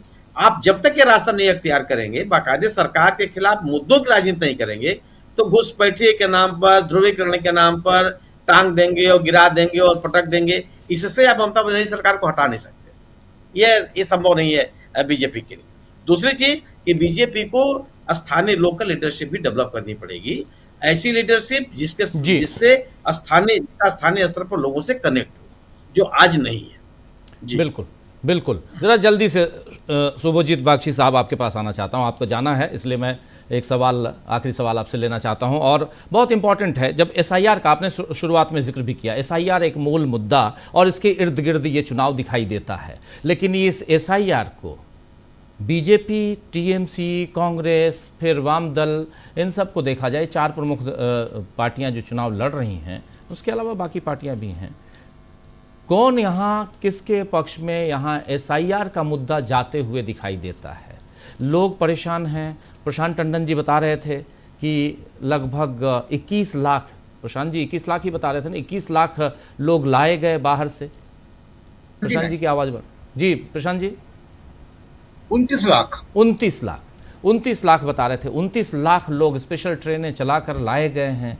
और वैसे में ये एसआईआर का मुद्दा किसकी तरफ जाता हुआ, चूंकि ग्राउंड को बहुत नज़दीक से आप देख रहे हैं, इसलिए आपसे समझना चाहता हूं किधर जाता हुआ दिखाई देता है। ठीक है, सुनील शुक्ला जी भी बता रहे हैं यहाँ पे, सुनील शुक्ला जी भी बता रहे हैं कि ये किसी के प्रति, किसी के पक्ष में लहर नहीं है, लेकिन एक लहर एसआईआर की तो दिखाई दे रही है ना, वो किधर है? नहीं देखिए, यहाँ पे तो दो चीज, दोनों तरफ तो कह रहा है कि ये, जैसे मैंने पहले कहा कि ये तो एग्जैक्ट डेटा तो नहीं है कि पिछले जो डिलीटेड हुआ है वो पिछले इलेक्शन में किनको वोट डाले थे, ये तो किसी को कोई भी बूथ वाइज नहीं कह सकता है। कुछ अंदाजा आप लगा सकते हैं, जैसे कि मुर्शिदाबाद बहुत बड़ा डिस्ट्रिक्ट है, मुस्लिम मेजॉरिटी डिस्ट्रिक्ट है, तो उसमें 22 सीटों में से तृणमूल कांग्रेस को 20 मिला था लास्ट इलेक्शन में। तो क्योंकि ज़्यादातर वोटर वहाँ पे मुसलमान हैं, तो मुसलमानों का वोट ज़्यादातर तृणमूल कांग्रेस को ही जाता रहा है पिछले कुछ इलेक्शन में, कुछ एक आध पॉकेट को छोड़ के। तो मुर्शिदाबाद में क्योंकि उनको ज़्यादा सीट मिला था, ये मुस्लिम मेजॉरिटी एरिया है, तो उससे लगता है कि ज़्यादातर लोग वहाँ से मैक्सिमम ड्रॉप हुआ। मैं मुर्शिदाबाद का नाम इसलिए लिया कि मैक्सिमम ड्रॉप हुआ है। तो इसका एक असर तो तृणमूल के ऊपर होगा, मतलब लगता है कि होगा, कि जो असेसमेंट अभी तक है कि वहाँ पे 3 से 5 सीट, जो 22 सीटें हैं उसमें 3 से 5 सीट ये लूज कर सकता है तृणमूल कांग्रेस। लेकिन ये जो लोग वोट देगा, मतलब दे दिया है, ऑलमोस्ट दे दिया, पिछले लास्ट फेज में इन्होंने वोट डाला है, तो उसमें कांग्रेस को कितना मिलेगा? कांग्रेस का वो एक पुराना बैस्टियन है, तो उसमें कांग्रेस, अधीर रंजन चौधरी वहाँ पे है जो स्टॉलवर्ट है कांग्रेस का स्टेट में, देश में, तो वहाँ पे कांग्रेस कुछ गेन कर सकता है। ये एक संभावना है। तो बीजेपी गेन करेगा या कांग्रेस गेन करेगा, या बीजेपी को भी वहाँ पे लास्ट टाइम 2 सीटें मिला था, तो वो सीट बीजेपी रिटेन कर पाएगा कि नहीं कर पाएगा या बढ़ा पाएगा, ये सब सवाल है। ये सब तो हम 4 तारीख को ही पता चलेगा। लेकिन एक चीज का तो कोई मतलब कोई डाउट नहीं है इसमें कि लोगों में एक नाराजगी है। क्योंकि देखिए सर, जब आप 70-80 साल के लोगों को लाइन पे खड़ा करेंगे और जो इंडिपेंडेंस के टाइम से उसका बाद से 60 से 70 से वोट डाल रहे हैं, और इनको आप लाइन पे खड़ा कर दिया और बोला कि आप एस्टेब्लिश करो कि आप वोटर हो, आप सिटीजन हो, ये सब एस्टेब्लिश करो, और इलेक्शन आप पूरा इन्फिल्ट्रेशन के तरफ ले गए क्योंकि इन्फिल्ट्रेशन हुआ इसीलिए इस तरह से करना पड़ा। तो इन्फिल्ट्रेशन के कारण तो एक पार्टी 15 साल पावर में नहीं रह सकता, कहीं भी नहीं रह सकता। उतना इन्फिल्ट्रेशन हो नहीं रहा है बंगाल में, सीरियसली उतना इन्फिल्ट्रेशन नहीं हो रहा है। अगर इन्फिल्ट्रेशन हो रहा है तो ये जो SIR प्रोसेस में 27 लाख लोगों को ड्रॉप किया गया है, तो सवाल ये उठता है कि देखिए 1 साल पहले तो बीजेपी के जितने सारे लीडर्स थे वो तो बोल रहे थे कि यहाँ पे करोड़ों रोहिंग्याज और बांग्लादेशी, करोड़ों है, करोड़ों का उन्होंने बोला है, करोड़ों है। उसी आधार पे वो इलेक्शन को बिल्डअप कर रहे थे। तो अभी ये सवाल जब उठ रहा है तो ये तो पूछा गया है, बीजेपी के मिनिस्टर्स को भी पूछा गया है कि अगर करोड़ों रोहिंग्या है और बांग्लादेशी है तो SIR में 27 लोगों को आपने डिलीट किया है फाइनली, तो कितना इसमें SIR और बांग्लादेशी, उसका प्लीज आप लिस्ट दे दीजिए। कोई नहीं चाहता है कि बंगाल में जो रोहिंग्याज, बांग्लादेशीज, इन्फिल्ट्रेटर्स, बाहर से आने वाले लोग वोट करें, कोई नहीं चाहता है। तृणमूल नहीं चाहता है, कोई नहीं, CPM नहीं चाहता है, कोई नहीं चाहता है। तो आप प्लीज इसका लिस्ट दे दीजिए। आप एटलीस्ट एक फिगर दीजिए कि देखिए भाई 50,000 मिला है, 25,000 मिला है। आज तक जो 25,000 ऐसा लोग मिले हैं जिनको हमने डिलीट किया है, जो कि इलीगल है, जो बांग्लादेशी है या रोहिंग्या है, ऐसा फिगर कुछ मिला? आज तक तो नहीं मिला, इस डेट तक तो नहीं मिला। 1 साल पहले यही मेन मुद्दा था, 24 के इलेक्शन पे यही मेन मुद्दा था, और पिछले सारे इलेक्शन पे आप बोल रहे हैं रोहिंग्या और बांग्लादेशी इन्फिल्ट्रेटर्स, ये चल रहा है। लेकिन अब जब SIR हो गया और सब लोग मान भी लिया है, इलेक्शन भी कर रहा है, तृणमूल कांग्रेस भी कुछ अभी फाइनली तो ये इलेक्शन कर रहा है, ये तो बॉयकॉट तो नहीं कर रहा है, सब लोग मान रहा है ये SIR को। तो आप प्लीज फिगर दे दीजिए कि कितना आपको रोहिंग्या मिला और बांग्लादेशी मिला। तो जब, और इन्होंने ये अभी हट गया है, अभी ये उतना फोकस बोल रहा है अनुप्रवेश, इन्फिल्ट्रेशन एक्सेट्रा, लेकिन इसका आंसर नहीं है इनके पास। बंगाल पॉलिटिकली एक सेंसिटिव जगह है, तो लोग ये सवाल अपने आप को पूछ रहा है। और बहुत एक चीज आप सोचिए, मेरा भाई जो है, मौसी का लड़का, वो एक प्राइवेट एयरलाइंस का CEO है, ईस्टर्न इंडिया का हेड है। ये पूरा फैमिली को हटा दिया है लिस्ट से, इनको लाइन में खड़ा होना पड़ा। मेरे मौसी जिनका 80 के ऊपर का उम्र है, उनको जाके खड़ा होना पड़ा, उनको एस्टेब्लिश करना पड़ा। तो ये लोग कुछ बीजेपी को वोट देते थे, कुछ CPIM को वोट देते थे, तृणमूल को नहीं देते थे। इस बार ये लोग तृणमूल को वोट देंगे, इसलिए देगा कि इनको निकाल दिया था, इनको इस 45 डिग्री टेम्परेचर में जाके लाइन में खड़ा रहना पड़ा, सबका तबीयत खराब हो गया। ये एक इशू नहीं है, आप 70-80 लाख, पता नहीं कितने लोगों को आपने लाइन पे खड़ा कर दिया। कितना बड़ा इंसल्ट हुआ इससे कि जो लोग, आप सोचिए, मैं और एक एग्जांपल देता हूँ। ये आपको पता है एन्क्लेव, जो बांग्लादेश से कुछ हमारे जमीन था, बांग्लादेश का कुछ जमीन इधर था, हमारा कुछ जमीन उधर था, तो उसका एक्सचेंज हुआ 2015 में। प्राइम मिनिस्टर गए थे बांग्लादेश, वो उसको हमने कवर किया था हिंदू न्यूज़पेपर की तरफ से, और हम उस वक्त खड़े थे जब वो साइन हो रहा था। बांग्लादेश के प्राइम मिनिस्टर शेख हसीना जी थे उस वक्त, और वो साइन हुआ, एनक्लेव एक्सचेंज हुआ। तो ये एनक्लेव वाले 2016 से इलेक्शन में वोट डाल रहा है बंगाल में, 16 में डाला, 19 में डाला, 21 में डाला, उनको निकाल दिया, बहुत सारे लोगों को निकाल दिया। जिनको प्राइम मिनिस्टर लाया इंडिया में, उनको इलेक्शन कमीशन निकाल दिया। ये ज्यादा स्टोरी नहीं हो, लेकिन मुझे लगता है ये बहुत बड़ा स्टोरी है। हमने बोला बहुत जगह ये बहुत बड़ी स्टोरी है कि जिनको प्राइम मिनिस्टर ने लाया उनको इलेक्शन कमीशन ने निकाल दिया। मैं ये नहीं बोल रहा हूँ कि हर एनक्लेव से निकाल दिया, हर एनक्लेव वालों को निकाल दिया, लेकिन ये तो इंडियन सिटीजन है, आपने मान लिया। और ये बहुत सारे एक बंदे जो रोज फोन करते कि हमारा क्या होगा, उनका नाम है कोमल रॉय, उनको, उनके वाइफ को और उनका डॉटर इन लॉ को निकाल दिया। अब ये लोग कहाँ जाएगा? इनको आपने ट्राइब्यूनल सेटअप किया, और ये लोग रहता है कूच बिहार में, और ट्राइब्यूनल सेटअप किया गया कलकत्ता में, जो कि पिछले सब हफ्ते में काम नहीं कर रहा था, अभी 3-4 दिन पहले काम शुरू किया है। अभी 136 लोगों को इन्होंने अभी परमिशन दिया है कि वो वोट डाल सकते हैं। तो ये क्या है, ये क्या चल रहा है? और सवाल SIR को लेके जो लोगों का सवाल है कि अगर इतना, कोई नहीं चाहता कि इलीगल वोटर्स इंडिया में आके इंडियन सिटीजन बन के वोट दें, कोई नहीं चाहता है। तो अगर इतना इंपॉर्टेंट इशू है, 7.5 करोड़ वोटर है, तो आप ये प्रोसेस दिसंबर में क्यों शुरू किया? 3 महीना पहले, फर्स्ट लिस्ट दिसंबर में आया था। ये तो आपको 2 साल पहले शुरू करना चाहिए था, या 24 के लोकसभा इलेक्शन के बाद शुरू करना चाहिए था। तो ये इतना केओस नहीं होता, लोगों को ट्राइब्यूनल चांसेस मिलता एक अपने आप को डिफेंड करने का। तो ये सवाल का आप उत्तर नहीं देंगे कि आप रोहिंग्या कहाँ गया, आपका बांग्लादेशी कहाँ गया, आप इतने पहले शुरू क्यों नहीं किया गया? और आज के डेट में लोगों का ये कहना है, हम इंटरव्यू कर रहे थे पराकला प्रभाकर को, आप जानते हैं, उन्होंने बोला ये पॉलिटिकली पैनिक क्रिएट करने के लिए कि तृणमूल ऐसे हार जाएगा, ये पैनिक क्रिएट करने के लिए ये किया गया है। उन्होंने ये भी कहा है कि ये न्यूरेमबर्ग लॉ जैसा हो रहा है। न्यूरेमबर्ग लॉ मतलब 1935 में जर्मनी में हुआ था, जिससे जितना सारा ज्यूज थे उनको निकाला गया था, और उसके बाद जितने सारे इलेक्शंस हुए, 3 इलेक्शंस हुए, उसमें NSDAP यानी नाजी पार्टी को 100% सीट्स मिला था।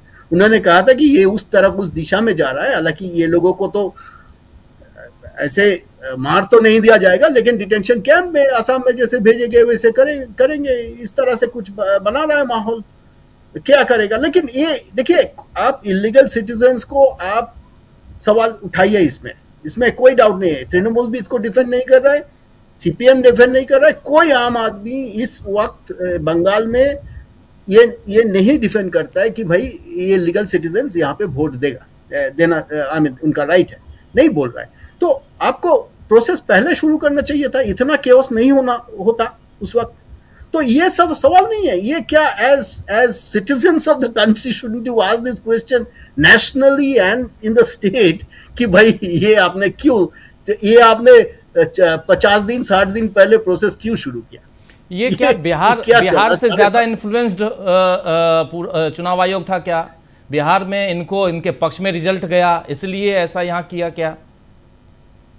देखिए, मैं बिहार में का जानता नहीं हूँ क्यों, मतलब जो भी है, SIR तो एक कंटिन्यूअस प्रोसेस है, वो तो हर साल होता है, ऐसा कुछ नहीं है। ये स्पेशल इंटेंसिव रिवीजन को लेके मामला बात गर्मा गया है, और स्पेशल इंटेंसिव रिवीजन का जो ये 1950 का रिप्रेजेंटेशन ऑफ पीपल्स एक्ट है, उसमें लिखा गया है कि ये कर सकते हैं आप एक कॉन्स्टिट्यूएंसी में, या एक कॉन्स्टिट्यूएंसी में उसका पार्शियली कर सकते हैं या फुल्ली कर सकते हैं।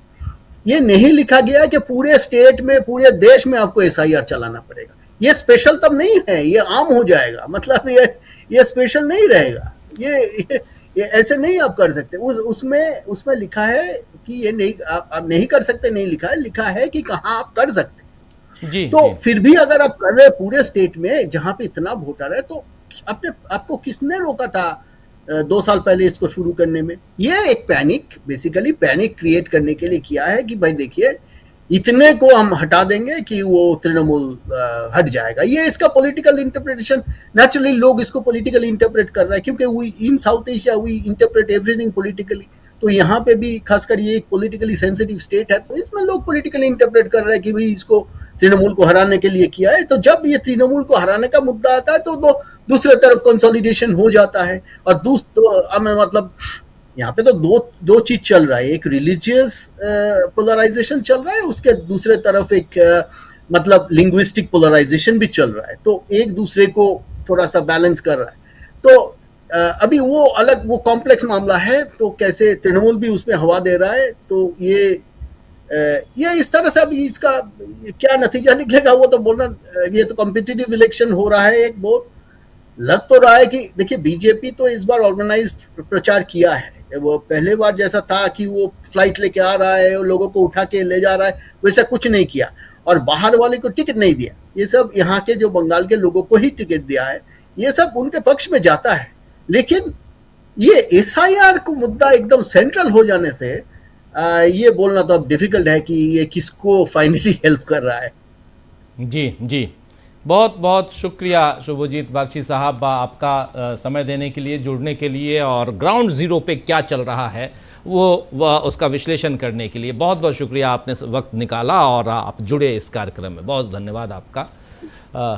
और आगे आपसे मिलते रहेंगे और ऐसे विश्लेषण आपके ज़रिए सुनते रहेंगे, इस पे चर्चा करेंगे। बहुत बहुत शुक्रिया।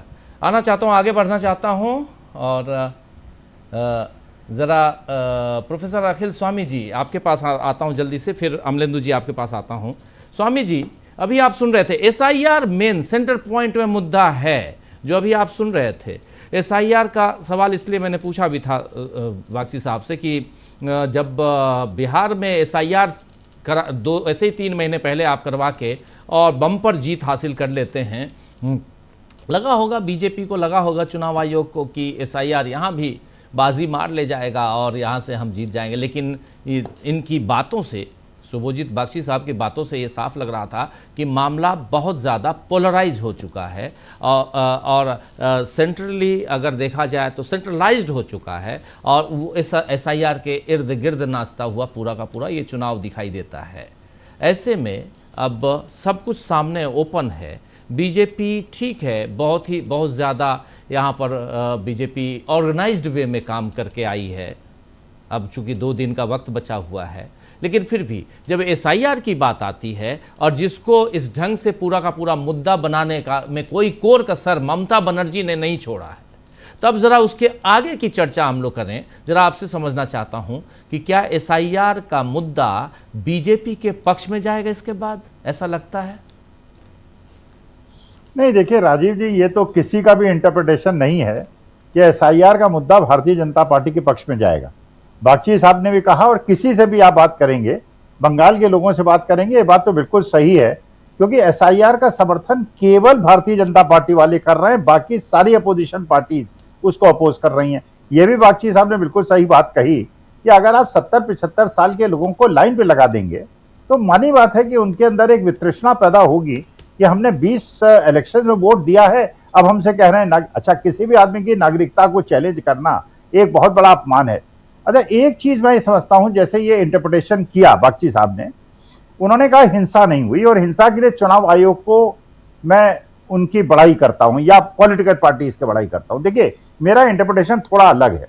मुझे ऐसा लगता है कि हिंसा कब नहीं होती है, हिंसा तब नहीं होती है जब वन साइडेड इलेक्शन होता है। देखिए, जो अभी तक लोग कह रहे हैं, मैं गलत हो सकता हूं, आई डोंट नो, लेकिन मुझे ऐसा लगता है जब बराबर की लड़ाई होती है, जब बराबर के पहलवान लड़ते हैं, जब बराबर के फुटबॉल मैच होते हैं और बराबर के क्रिकेट मैच होते हैं तो एक्साइटमेंट होता है। अगर वन साइडेड इलेक्शन होता है, वन साइडेड मैच होता है, तो लोग उससे एक्साइटेड नहीं होते हैं। मुझे लगता है, जो मेरा अपना व्यक्तिगत विचार है, या तो भारतीय जनता पार्टी को 200 सीटें मिलेंगी या टीएमसी को 200 सीटें मिलेंगी, और इसकी पूरी संभावना है कि भारतीय जनता पार्टी को तो नहीं मिलेगी। मैं बख्शी साहब की उस बात से सहमत नहीं हूं कि बड़ा organised election Bharatiya Janata party ने लड़ा है। देखिए, भारतीय जनता पार्टी ने जो सबसे बड़ी गलती की है, सबसे बड़ी गलती की है, बंगाल के इलेक्शन को बंगालियों को लड़ने देते, शुभेंदु अधिकारी को वहां पे चार्ज देते और शुभेंदु अधिकारी ममता बनर्जी के सामने लड़ते। 2000 वोट से वो पहले जीत भी चुके हैं इलेक्शन। तो एक बड़े नेता हैं, उनके पिताजी भी एमपी रहे, वो भी एमपी रहे, उनके घर के कई लोग एमपी रहे, मजबूत नेता हैं। लेकिन इस समय बंगाल के लोग ये देख रहे हैं एक प्रकार का इन्वेजन हो रहा है। सारे देश के मंत्री, सारे देश के विधायक भारतीय जनता पार्टी के बंगाल में डेरा डाल के बैठे हुए, झंडे लगाते फिर रहे हैं। तो उससे ऐसा लगता है बंगालियों को, जो हमसे कम्युनिकेट नहीं कर सकते, तो जो बात टीएमसी कह रही है कि ये बाहर से लोगों को बुला के इसको बंगाली कल्चर को इन्वेड करने का प्रयास कर रहे हैं, वो हो रहा है। अच्छा, फिर एक बात बिल्कुल सही है, जो बख्शी साहब ने भी कहा, जो प्रशांत जी ने भी कहा, जो सुनील जी ने भी कहा। देखिए, वास्तविकता ये है, हमारे घर में भी ये समस्या आती है, नॉर्मल समस्या आती है। भाई, आप चाहते हैं ड्राइवर को चेंज कर दें, आप चाहते हैं मेड को चेंज कर दें, आप चाहते हैं अपने एम्प्लॉय को चेंज कर दें। भैया, एम्प्लॉय मेड को या ड्राइवर को तो तब चेंज करेंगे जब जो आने वाला ऑल्टरनेटिव है वो इस एग्जिस्टिंग से बेटर होगा, और यही समस्या बंगाल के अंदर है। भाई, आप मान लीजिए भारतीय जनता पार्टी को ले आए, तो ये तो बात सही है कि वहाँ एजुकेशन सिस्टम में परेशानी है, नौकरी नहीं मिल रही है, लेकिन लोगों को ये भी तो सोचना पड़ेगा, बंगाल के लोगों को, कि दिल्ली के अंदर भारतीय जनता पार्टी ने नारा दिया था जहां झुग्गी वहां मकान, और उसके बाद सबसे ज्यादा अगर झुग्गियां किसी की तोड़ी गई हैं, मकान किसी के तोड़े गए, किसके तोड़े गए? बंगालियों की और बिहारियों के। गुड़गांव के अंदर जो भी बंगला भाषी था उसको प्रताड़ित किया गया, उसको बताया गया तुम बांग्लादेशी हो, उनको भाग के जाना पड़ा। जब वो जाएगा अपने गांव वालों को नहीं बताएगा उसके साथ क्या दुर्व्यवहार हुआ। तो देखिए बेसिकली पॉइंट ये है जो ऑल्टरनेटिव है, जैसे उत्तर प्रदेश में कहा गया था कि साल में 2 बार आपको सिलेंडर मुफ्त दिया जाएगा, 15 लाख दिया जाएगा, 2 करोड़ नौकरियां दी जाएंगी, वो अलग मुद्दा है। लेकिन असली बात यह है कि अभी तो आप देख रहे हैं कि बंगाल के अंदर दीदी 1,500 रुपए महीना दे रही है और भारतीय जनता पार्टी कह रही है हम 3,000 रुपए देंगे। अरे कौन सा ऐसा प्रदेश है पूरे हिंदुस्तान में जहां आपकी सरकार है, कहां आप 3,000 रुपए दे रहे हैं? तो केवल बंगाल में देंगे, बाकी प्रदेशों में क्यों नहीं देंगे? फिर हम हरियाणा वाले डिमांड करेंगे, फिर उत्तर प्रदेश वाले डिमांड क्यों नहीं करेंगे हमारे लोगों को भी 3,000 रुपए दीजिए? तो देखिए एक चीज होती है जो आपके हाथ में है और एक चीज जिसका आपको दर्शन कराया जाता है और बाद में कहा जाता है ये जुमला है। तो मुझे ऐसा लगता है कि वन साइडेड इलेक्शन है, कोई क्लीनली फॉट इलेक्शन नहीं है। गुंडागर्दी इसलिए नहीं हुई है कि भारतीय जनता पार्टी के जिन लोगों ने कमिट किया था कि वो पोलिंग बूथ पे जाएंगे और वहां जाके संघर्ष करेंगे, वो लोग नहीं निकले, इसलिए टीएमसी के लोगों को भी निकलने की आवश्यकता नहीं पड़ी। मैं गलत हो सकता हूं, 4 तारीख को 29 लाख लोग जो वहां से भेजे गए दूसरे शहरों से, हो सकता है वो कोई कमाल कर दें, ईवीएम कहीं और वोट पड़े हो, कहीं और काउंट हो, दैट आई डोंट नो। लेकिन अगर केवल जमीनी हकीकत को देखते हुए विवेचना की जाए, वन साइडेड इलेक्शन है और टीएमसी को 200 सीटें मिलेंगी। जी, टीएमसी को 200 सीटें मिलेंगी। अमलेंदु जी आपको भी लग रहा है 200 अब की बार फिर से 200 पार? अब राजीव जी मैं तो घोषणा नहीं कर सकता हूँ, वैसे भी मैं घोषणा करने से बचता हूँ क्योंकि मेरा कहने का मतलब है कि टीवी लाइव का आधिकारिक घोषणा तो वो तो मैं नहीं करूंगा। ये नहीं, यहाँ जितने हैं सबके सब डीवी लाइव के ही हैं।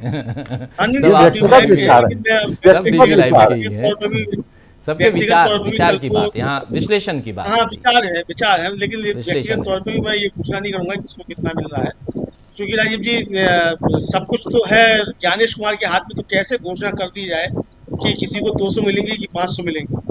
तो जब ज्ञानेश कुमार के हाथ में, तो ज्ञानेश कुमार जितनी चाहेंगे उतनी मिलेंगी। तो कि अभी भी राजीव जी देखिए लगातार जो है वो बढ़ रहा है, एक तरीके से कहा जाए मत प्रतिशत जो है 91% था वो 93 हो चुका है और 4 तारीख तक बढ़ेगा और बंगाल में ही बढ़ेगा 4 तारीख तक। ये भी आप समझ सकते हैं कि किस तरीके से बंगाल में बढ़ रहा है। तो आप क्या चाहते हैं बिहार में बढ़े? हाँ बिहार में बढ़ सकता है, बिहार में भी क्यों नहीं बढ़ सकता है? बिहार में तो राजीव जी और उल्टा हुआ। बिहार में तो देखिए कि जितने वोट थे नहीं उससे ज्यादा बता दिए गए इतने वोट हैं। तो ज्ञानेश कुमार जी कुछ भी कर सकते हो, कोई असल में आपको वो तो बची नहीं है कि किसी तरीके से कि आपकी कोई जवाबदेही है कि नहीं है। जब कोई जवाबदेही नहीं है तो कुछ भी किया जा सकता है। लेकिन राजीव जी एक चीज तो निश्चित तौर पर सही है, ममता बनर्जी भी हम लोगों ने दिन में सुनवाई भी थी उनकी भाई, और वो ममता बनर्जी भी कह रही है कि भाई वोट डाल के आओ, तो वोट डालने की पर्ची जो संभाल के रखना और उसको बाद में ये तुमको जो है ये इसके बाद तुम्हारी एनआरसी में तुमको उठाकर बाहर ना फेंक दे। तो ये राजीव जी खतरा लोगों को बहुत नजर आ रहा है कि कहीं ऐसा ना हो कि ये जो किया गया है एसआईआर इसके बाद एनआरसी में ये जो है ये निकाल कर बाहर कर दें। तो ये खतरा तो राजीव जी निश्चित तौर पर दिखाई पड़ रहा है। तो इसलिए ये खतरा जो जिस तरीके का है इससे आप समझ सकते हैं अच्छे तरीके से कि ये बंगाल में काफी ज्यादा प्रभाव डालेगा, इसमें कोई दो राय आप दिखाई नहीं पड़ती है। तो अब ये कितना प्रभाव पड़ता है ये देखा जाएगा। अब 29 लाख लोग जो भेजे गए हैं राजीव जी, हमेशा ऐसा नहीं होता है कि जो 29 लाख भेजे गए हैं वो बीजेपी के लिए को ही वोट करेंगे। अरे 29 लाख में वो भी होंगे ना जिनको उठाकर ले गई हो गई पुलिस, उसने घोषणा की होगी कि भाई चलो ठीक है, इनमें से कुछ तो होंगे ना जिनको थाने में रखा गया होगा कि भाई बताओ तुम बांग्लादेशी हो क्या हो, तो वो किसको वोट देंगे। अब राजीव जी अगर ये है कि हमारे यहाँ एटा जिले में राजीव जी एक नेता हुआ करते थे, वो उनका जुमला पसंद करते थे कि वो जुल्म की उससे जो है एहसान निकलता है। अगर वो बात सही है राजनीति में कि आप जुल्म कीजिए तो एहसान निकलता है, तो जिसके ऊपर जुल्म हुआ है वो भारतीय जनता पार्टी को मतलब एहसान मान के अगर वोट कर दे तो बात अलग की बात है।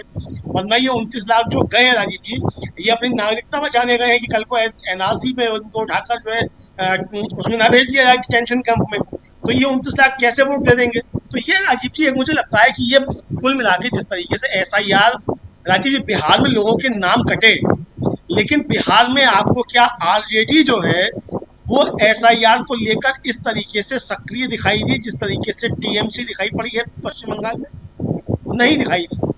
नहीं, शुरुआत में इसीलिए दिखाई दिए थे मुद्दा राहुल गांधी और शुरू में दिखाई दिया, शुरू में दिखाई दिया, लेकिन वोट कटने के बाद उसको मुद्दा नहीं बनाया गया। वोट कटने के बाद यहाँ मुद्दा बन रहा है। ममता बनर्जी कल तक क्या नहीं है कि ये मुद्दा है एसआईआर। तो ये राजीव जी का अंतर है। और जिस तरीके से लोग पहुंचे हैं, तो मुझे लगता है कि ये मामला बीजेपी के खिलाफ ही जाने वाला है। बाकी अब ज्ञानेश कुमार क्या खेल करते हैं, अब मुझे लगता है ज्ञानेश कुमार नहीं कर पा रहे हैं खेल, चूंकि अगर अमित शाह जी की भाषा बिगड़ रही है। और अब चर्चा ये है राजीव जी की उत्तर प्रदेश के एनकाउंटर स्पेशलिस्ट हैं, उनको वहाँ इंचार्ज बनाकर एक भेजा गया है, अब वो वहाँ संभालेंगे। तो एनकाउंटर स्पेशलिस्ट अगर जाकर चुनाव संभालेगा राजीव जी यूपी से जाकर, तो भाई क्या करने के लिए एनकाउंटर स्पेशलिस्ट भेजा जा रहा है। तो ये सारी चीजें बता रही हैं कि भारतीय जनता पार्टी की स्थिति ठीक नहीं है। और बीजेपी का नेतृत्व भी शायद ये समझ गया है कि मामला यहाँ ठीक नहीं है।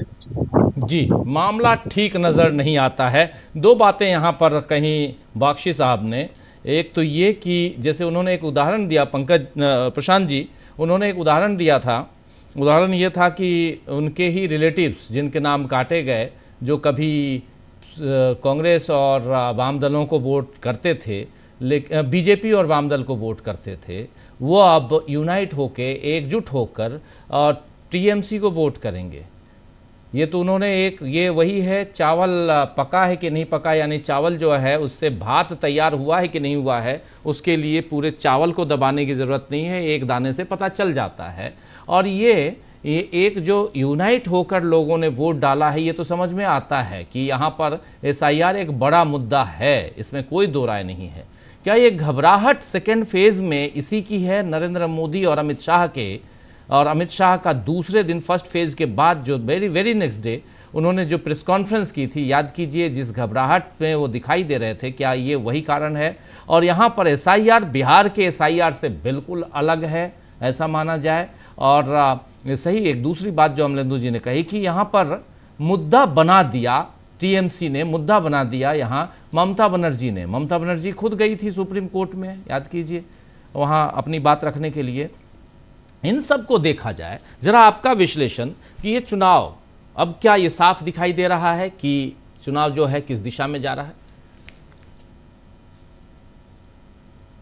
कि जो स्पाइक आया है, जो बढ़ोतरी हुई है, कि जहां 74% 75% वोट हुआ वहां 92% हो गया, ये जो लोगों ने ज्यादा वोट दिया है, ये गुस्से में वोट दिया है।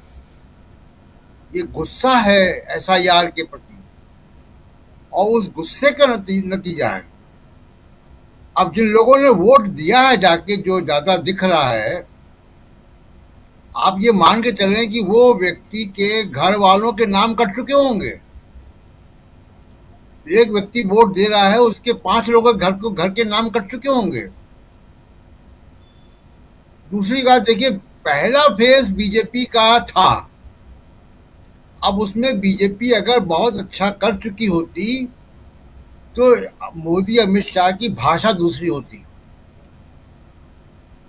अब सेकंड फेज में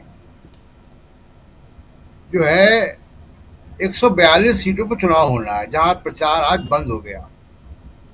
इस 142 में 123 तृणमूल कांग्रेस की हैं, 18 बीजेपी की हैं।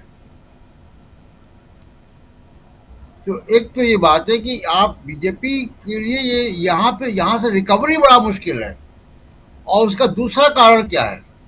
देखिए, बंगाल एक ऐसा जगह नहीं है कि आप चुनाव कुछ तिकड़मबाजी से लड़ो और जीत जाओ और फिर किसी भजन लाल शर्मा को निकालो और मुख्यमंत्री बना दो।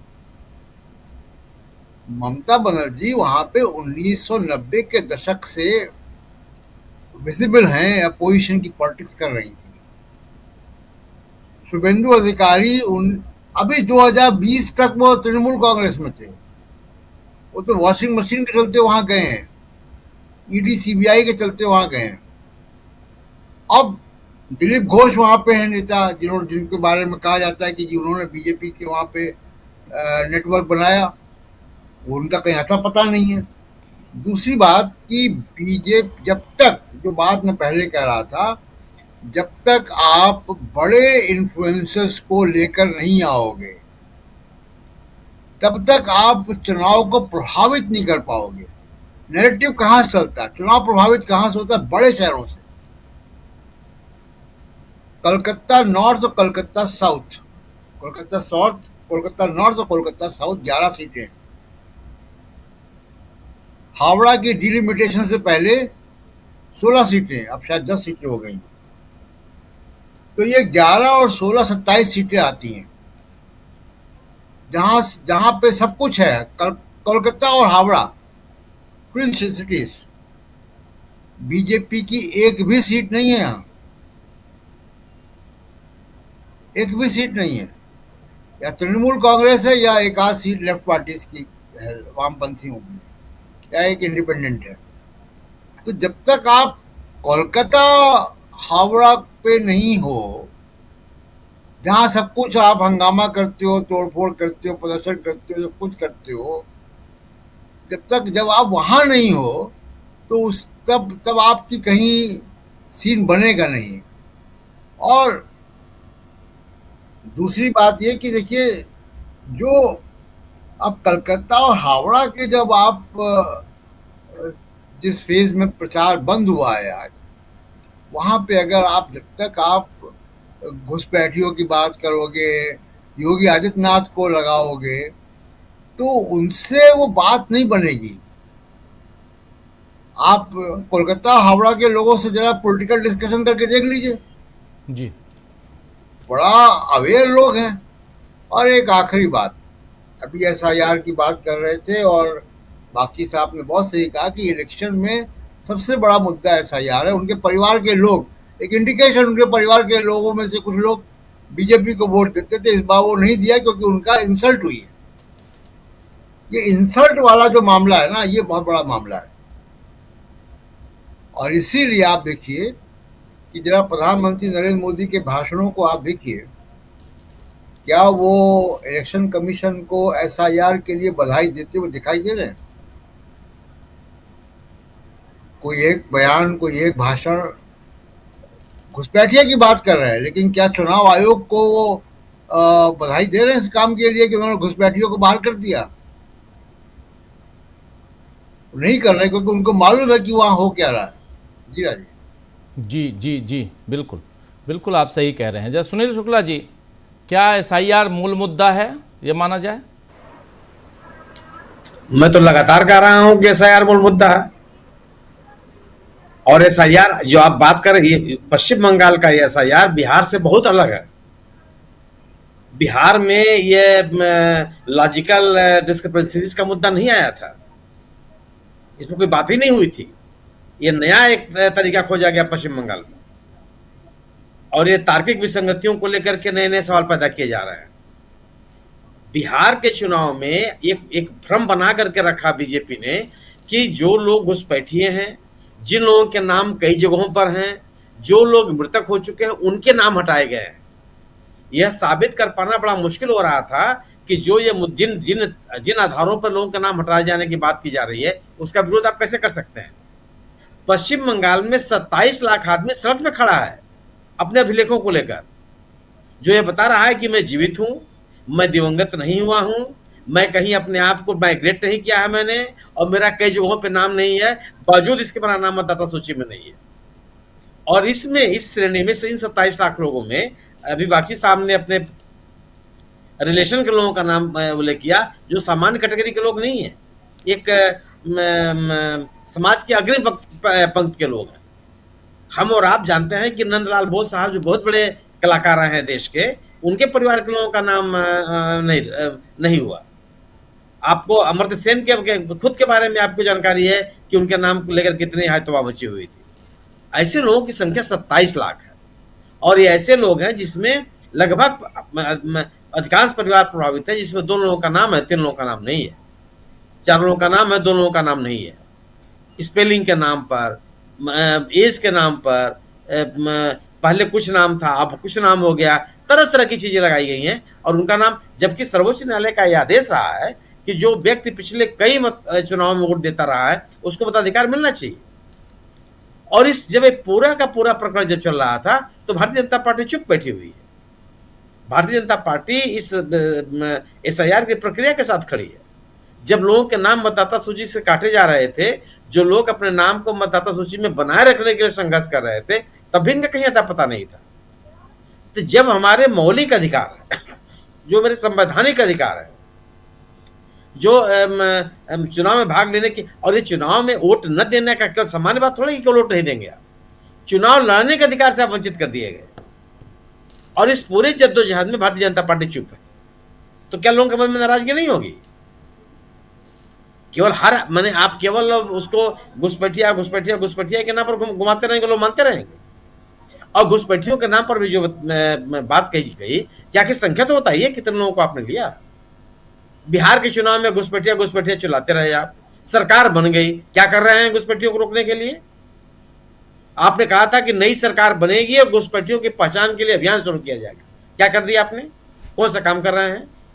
एक मुख्यमंत्री जी बने, इस्तीफा देके चले गए, नए मुख्यमंत्री जी आ गए, क्या कौन सी कार्रवाई आपने कर दी?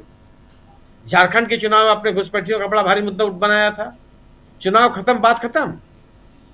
भाई झारखंड के चुनाव में सरकार आपकी नहीं बनी, विपक्ष में तो आप हैं। आप विभिन्न क्षेत्र वालों का नाम बता रहे हैं कि साहब ये फला लोग घुसपैठिए हैं और हमें सोरेन सरकार कुछ नहीं कर रही है, वहां भी बंद हो गया। और फिर जब पश्चिम बंगाल का चुनाव आया, फिर घुसपैठिए जिंदा हो गए जी। सवाल इस बात का है कि यह लोगों के, पश्चिम बंगाल के लोगों में बड़ा सवाल है, और ये इसलिए कि ये तार्किक विसंगति के नाम पर बड़ी संख्या में लोग परेशान हुए, और अभी परेशान है। ऐसा नहीं कि क्रम खत्म हो गया, अभी परेशान है। इसीलिए ममता बनर्जी ने इसको बड़ा मुद्दा बनाया। वो अपनी सभाओं में कह रही हैं कि 22 लाख से अधिक लोगों का मताधिकार बचाने की में वो कामयाब हुई, उनके कारण से वो लोग उनका मताधिकार बच पाया। वो ये कह रही हैं कि लोगों को, जिन लोगों के नाम काटे जा रहे हैं, उनके मताधिकार को बचाए रखने के लिए वो संघर्ष कर रही हैं। वो ये आरोप लगा रही हैं कि इस पूरे के पूरे प्रक्रिया के तहत लोगों के नागरिक अधिकार छीनने की कोशिश की जा रही है। क्यों नहीं मुद्दा बनेगा? अगर आप ये कह रहे हैं कि महिलाओं का बात लेकर के महिलाओं के मुकाबला कर सकते, महिलाओं के बारे में आप ममता बनर्जी से मुकाबला कर सकते हैं। पार्टी में जो उनकी उपस्थिति है, महिलाओं की जो उपस्थिति है, ममता बनर्जी ने दिया है। संसद में, विधानसभा में जितनी संख्या में उन्होंने महिलाओं को भेजा है, भारतीय जनता पार्टी कहाँ खड़ी होती है? और अगर आप कहते हैं कि महिलाओं की का सुरक्षा का सवाल है, भारतीय जनता पार्टी के नेताओं के खिलाफ कितने आरोप लगे महिलाओं के साथ दुर्व्यवहार को लेकर के और उत्पीड़न को लेकर? क्या किया भारतीय जनता पार्टी ने? संगठन के रूप में क्या किया और सरकार के रूप में क्या किया? ये दोनों सवाल हैं। तो कोई आप ऐसे मुद्दों को लेकर कोई माहौल थोड़ा बना सकते हैं ममता बनर्जी के साथ।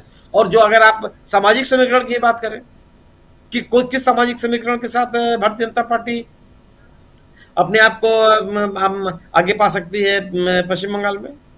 किनके बूते? कौन सा ऐसा वर्ग है जो भारतीय जनता पार्टी के साथ लगा हुआ है? अब मतुआ समुदाय, प्रधानमंत्री जी का एक भाषण में सुन रहा था, उन्होंने कहा कि मतुआ समुदाय के लोग ममता सरकार में सर्वाधिक पीड़ित रहे। आपने क्या किया? नागरिकता देना, नागरिक अधिकार देना, नागरिक सुविधाएं देना, ये तो केंद्र सरकार ने क्या आश्वासन था उस वर्ग को जी। और उस वर्ग के लोगों ने 2019 के चुनाव में भारतीय जनता पार्टी के खुले तौर पर समर्थन किया। 2019 से लेकर के और आज हम और आप 2026 में बात कर रहे हैं, 7 साल हो गए। क्या किया? लाखों की संख्या में उस समुदाय के लोगों का नाम मतदाता सूची से काटे गया है जी। लाखों की संख्या में लोग उनके उस समुदाय के लोग हैं जो अंडर एडजुडिकेशन रखे गए हैं, वो ट्रिब्यूनल में मामला जाएगा। क्या करेंगे आप? तो ये नहीं है, इस जो बड़ी संख्या में लोग आए हैं बाहर से मतदान करने के लिए, निश्चित रूप से भारतीय जनता पार्टी ने प्रायोजित तरीके से भेजा। लेकिन इसके अलावा भी लोग आए हैं जिनको लगता है कि हमको मताधिकार, अगर हम वोट अपने मताधिकार का प्रयोग नहीं करेंगे तो हो सकता है कि नागरिकता के अधिकार से वंचित हो जाए। एक तरह का माहौल बना हुआ है पश्चिम बंगाल, और उसमें हर वर्ग का व्यक्ति प्रभावित है। ये जो एक डर और आशंका के कारण से बड़ी संख्या में लोग मतदान किए हैं पश्चिम बंगाल। तो SIR का मुद्दा बहुत बड़ा मुद्दा है, और SIR के बड़ा मुद्दा होने के कारण ही सरकार विरोधी कोई मुद्दा भारतीय जनता पार्टी नहीं तैयार कर पाई, कोई माहौल नहीं बना पाई। सरकार को उसके गवर्नेंस को लेकर के घेरने में विफल रही। और ममता बनर्जी ने अपनी एज बना लिया। जी जी बिल्कुल बिल्कुल, देखते हैं आगे क्या होता है, क्योंकि अभी आज चुनाव प्रचार समाप्त हुआ है, परसों पोलिंग है सुबह से और शाम 6 बजे तक, और सुबह 7 बजे से शाम 6 बजे तक, और उस पर हमारी पैनी निगाह रहेगी, लगातार लाइव हम आप तक पहुंचाएंगे। लेकिन चुनाव बहुत दिलचस्प हो चुका है, और ये चुनाव, जैसे अभी सुनील जी कह रहे थे कि ये चुनाव, और ख़ासकर अगर SIR का जिक्र हम करते हैं तो SIR ये बिहार वाला SIR नहीं है, ये बंगाल का SIR है, और बंगाल में इस SIR को एक बड़ा मुद्दा इस चुनाव में बना लिया गया है, जबकि बिहार के चुनाव में वहाँ जीविका दीदियों को 10-10 हज़ार रुपये का मुद्दा बड़ा मुद्दा बनाया गया था। तो दोनों में फ़र्क आप समझ सकते हैं। लेकिन इसके अलावा जो फ़ायदा SIR को करवा कर बिहार में मिला भारतीय जनता पार्टी को, क्या वो फ़ायदा भारतीय जनता पार्टी यहाँ उठा पाएगी? अगर उठा लेती है तो फिर बीजेपी के बल्ले बल्ले, इसलिए क्योंकि फिर पूरे देश में SIR करवाइए और चुनाव जीतते जाइए। और अभी भी कई राज्यों में, 12 राज्यों में SIR हो गए, और भी बाकी जो राज्य हैं बचे हुए उसमें भी SIR होंगे। SIR करवाइए, चुनाव जीत लीजिए, इसके बाद कोई बात ही नहीं है, फिर कोई चक्कर ही नहीं, कोई चकल्लस नहीं, कोई EVM, कोई इधर उधर, ये सब नहीं, शांतिपूर्ण चुनाव करवाइए और जीत के वहाँ अपना मुख्यमंत्री बना लीजिए। क्या ऐसा ही होगा या कुछ और होगा? सब कुछ पता चलेगा 4 तारीख को, और 4 तारीख के बाद नैरेटिव उस हिसाब से सेट होगा, ये भी तय मानिए। जो आज कह रहा हूँ वो इस हिसाब से होगा या कुछ और होगा। क्या यहाँ पश्चिम बंगाल की जनता बता देगी कि SIR वो भी 3 महीने पहले उसकी शुरुआत करने का हश्र क्या होगा, क्या हो गया? ये सब कुछ क्योंकि सेकेंड फेज की 142 सीटों पर अभी प्रशांत जी ने बताया 123 सीटें 2021 के चुनाव में TMC के खाते में गई थी, और 18 सीटें मात्र बीजेपी के खाते में थीं। क्या 18 सीटें बीजेपी रिटेन कर पाएगी? क्या 123 सीटें TMC रिटेन कर पाएगी? या ये दोनों अपने अपने आंकड़े को कोई आगे बढ़ाएगा, कोई पीछे जाएगा? ये होगा सब कुछ 4 को, लेकिन उससे पहले चुनाव तो अभी होने दीजिए। बहुत बहुत शुक्रिया सुनील जी, बहुत बहुत शुक्रिया प्रशांत जी, और बहुत बहुत शुक्रिया अमलेंदु जी।